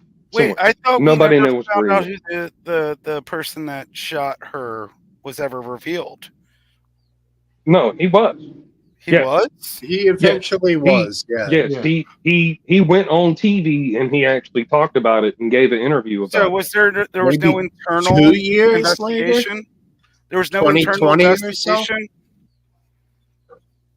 I'm sorry, Topple. I'm just saying it was around 2020 or so. And what was your question about investigation? Was there an internal investigation afterwards that they No, not really. They just didn't do nothing? They said, "Oh, you're okay. You killed a Trump supporter." Basically, yeah. That's how the media. That's how the media played it. And the courts never filed or never really did anything about it because it fit the narrative that they wanted everybody to attack during January 6th. They look at all the media since then. They want to literally equate it to 9/11 and Pearl Harbor and all the worst things possible when it wasn't. I mean, there was very few guns there was a couple of people that got found with guns. There was actually one person that got caught with like a crossbow in his fucking van and shit. But I mean, it's not as bad as it ain't widely. Everybody was completely unarmed. So if you're gonna say that people are gonna try to take over and go after certain people when nobody's armed, like that's just ignorant, dude. Like with rope. How do they know they're not armed? Nobody was armed. Dude. How well nobody was, but how do they know that they're not armed? And how do they know that? Concealing a weapon. Because nobody ever brandished any weapons. Oh, even the people that they said died from that situation didn't die from that situation. But they also don't even. But they also. Well, no, that's bullshit. That's not the one that no, died. That's complete bullshit. That's complete bullshit. He was never hit with a fire extinguisher, nothing like that. But you're talking about the one that died the next day with a heart attack. Yeah, but they also never talk about the cops actually throwing tear gas and agitating the crowd the entire time when nobody was doing anything. They literally started launching shit into the crowd and started agitating everybody to try to get everybody riled up. Well, nobody talks about that. Did it get moved to a riot? Is that why they did the tear gas? Did they determine it was a riot? No. Dude, I was watching all this live. I was at everybody was live streaming, and just like all the BLM protests, they live stream all their shit. Up until that point, everybody was live streaming. Nobody live streams now because everybody knows they're going to get caught. They're going to use all that video your crime info against them, but nobody was doing that, dude. Nobody was causing a riot. So they're saying January 6th was a setup. Whenever, yes, of course, everybody knows that. But dude, whenever the so-called glass was being broken out, it was a dude that was in all black block, and as soon as they started knocking out the windows, everybody was telling them to get the fuck out there. They were stopping that dude whenever they was doing that. Like, everything that's put out on the media is complete lies. What about that old guy that wore a Trump hat and he kept on telling everyone that we need to go in there? Yeah. Dude, Ray Epps, the CIA informant, dude. He never worked this for motherfucker CIA. was bullshit, dude. That motherfucker was there literally trying to get people to do it. All right, just like the person that filmed Ashley Babbitt. Guess what? He has run an organization called Insurrection USA. Kinky. Yeah, he's Insurrection USA. Oh. Literally, that's the name of his group that he has. He was the one that was in there telling people to burn the place down too. He was on video saying that. He's the one that actually sold the video of Ashley being killed to the media. He ended up having to fucking pay a bunch of the money that he had got, which is like $60,000 to $80,000, I believe, if I'm not mistaken, that he got paid by the media to get the footage to them. He had to pay all that money back, but he didn't go to jail. But yet he was still in there, just like everybody else. But yet this dude is not sitting in jail. You're fully he got on let board out with Ray Epps. You're fully on board with him, but you're saying that the woman that when did I ever say that I was on board with him, dude?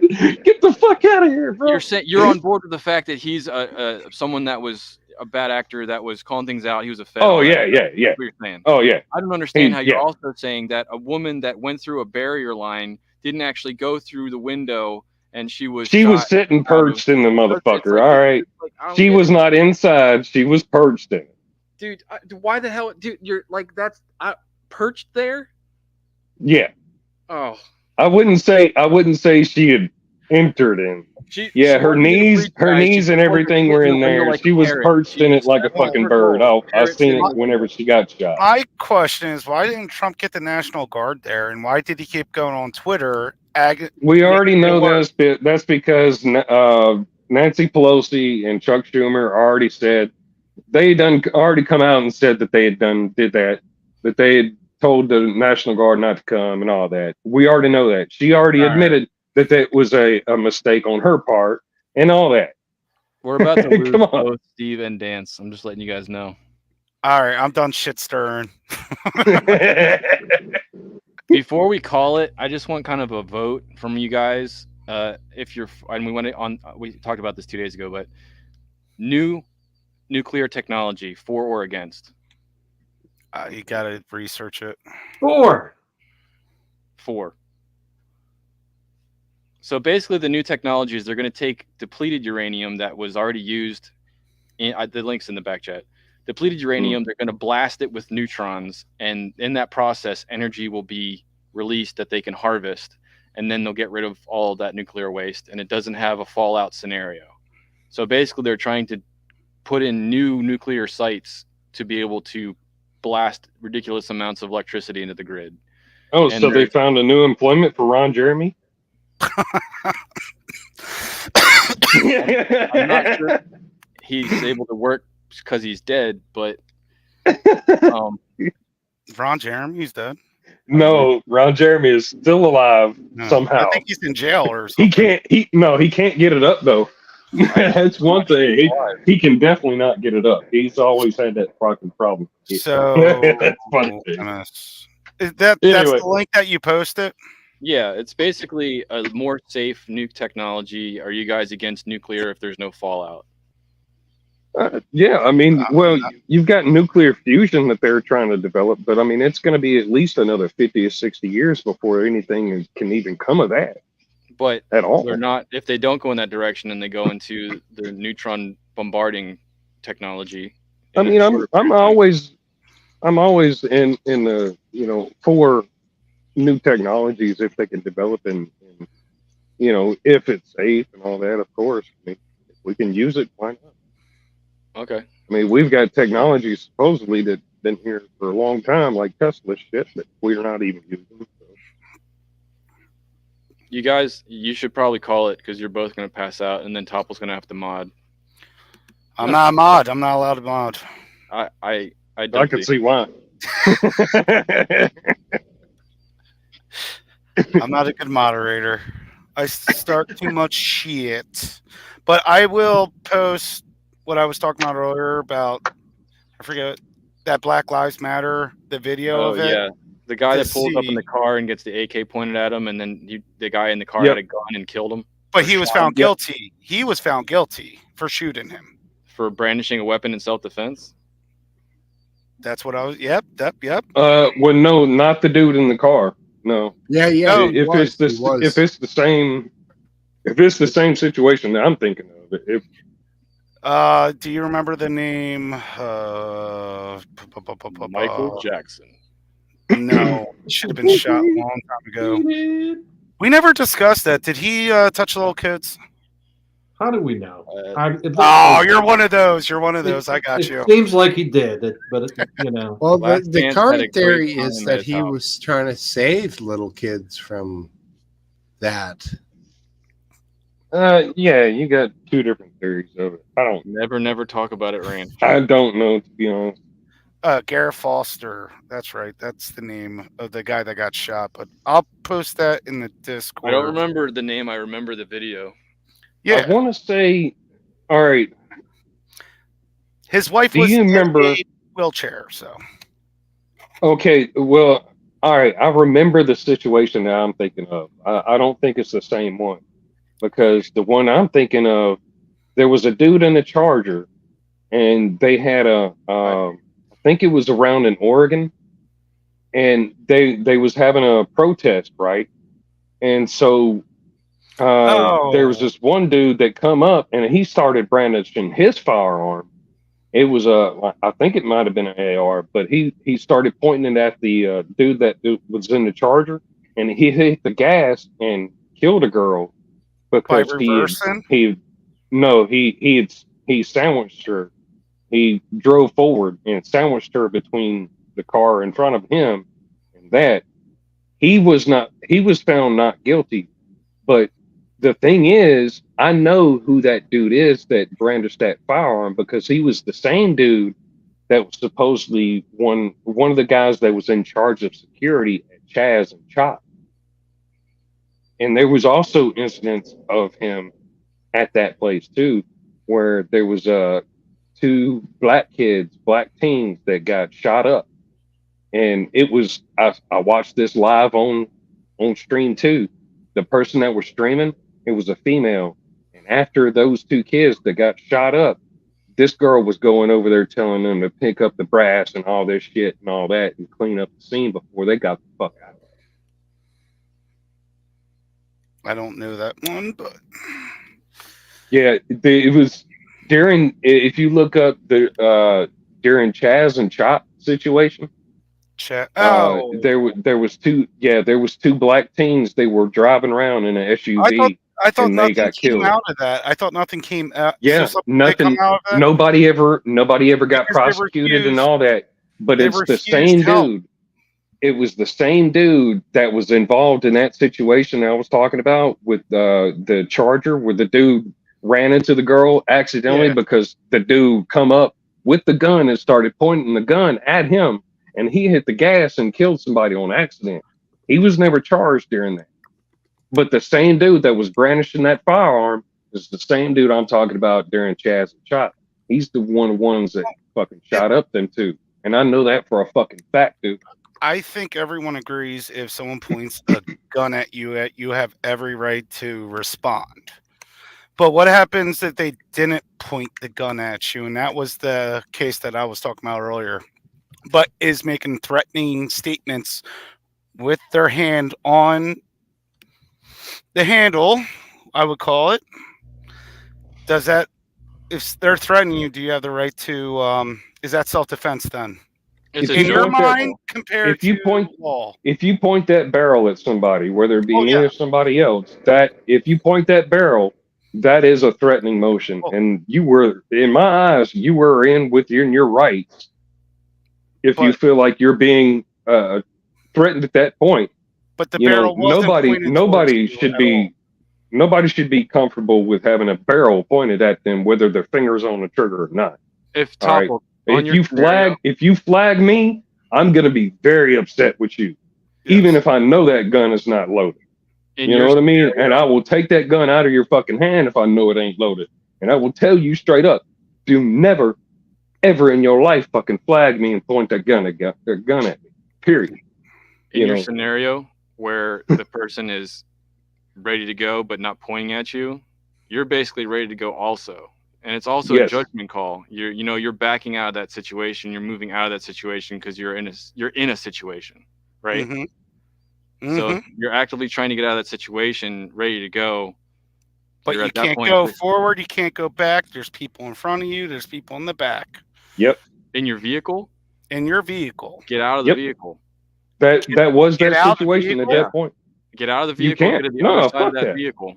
If somebody is at your driver's side within feet of you, and you see them point a gun at you, point the barrel at you, are you gonna get out of the vehicle? No. If they've already pointed the barrel at you, that's a different scenario. You said the barrel wasn't pointed. The barrel wasn't pointed. I literally said that he was pointing the barrel at the dude that ran over him. But I'm saying that, or that ran over the girl. Anyway. But I'm more bad. talking if someone approaches you, not with the point. If somebody approaches my vehicle with a gun, I don't care if they point the barrel or not. I'm automatically gonna be on defense. I didn't realize they were coming towards your driver's car side door. I thought they were on the other side of the car, pointing in through the window. I would put myself outside the vehicle on the other side because I can't use my vehicle to drive away. So I'm going to put the vehicle between me and the person. No, the dude that I was talking about that ran over the girl, he was inside of his car. The guy that I'm talking about walked up to his vehicle and was brandishing his weapon, pointing it at him and everything. And he fled to get away. He tried to flee. The dude that was in the car hit the gas, and there was somebody in front of him. He didn't know. It happened. And then after that, he fucking drove off. He tried to get the fuck out of there. Right. So he's not guilty because he didn't have clear thought process because he was fleeing in fear. Yes. That's why he never got charged. But also at the same time, my point is the guy that brandished the weapon, not only, like I said, he was one of the people that was at Chaz and Chop. We have documented evidence that he was there with his weapon. He was one of the security guards, and there was 2 kids that got killed at that night he was there. Now, the security cam footage that we all seen, it was from down the street, and so you can't see who it is and nothing like that, but you can hear the shots go off, and you can hear basically a final shot. Like, you hear the gun go off, and then you, seconds later, like 30 seconds later, you hear one more shot. Bah! And then nothing else. I'm gonna back out now, guys. From that incident. I can see Dan's is ready to go, so I'm gonna pull myself out. I appreciate the conversation, and I'll see you guys next week, or probably Later, Thursday. Thursday if we can. Oh, is anybody doing anything Thursday for the? I'm trying to set it up. Yeah, I just got to find someone that can actually access the debate so that we can stream it and hang out, or not stream it so much as make a live show, live action, live reaction, have like a Discord group or something. So if you're interested, I'll shout out. Yeah, definitely. All right, guys. Thank you, Dan. Have a good one, RW. Thanks, RW. Later, All right. bro. Well, I'm gonna end the stream now. Oh, how dare you! I had so much more to talk about. How Trump is horrible and January 6th. Well, you can ban the guns and all that it's stuff. Huge. Write it It's all huge. down and bring it in for next week. All right. Well, you guys have a wonderful week. I hope to see you Y'all guys too. next week.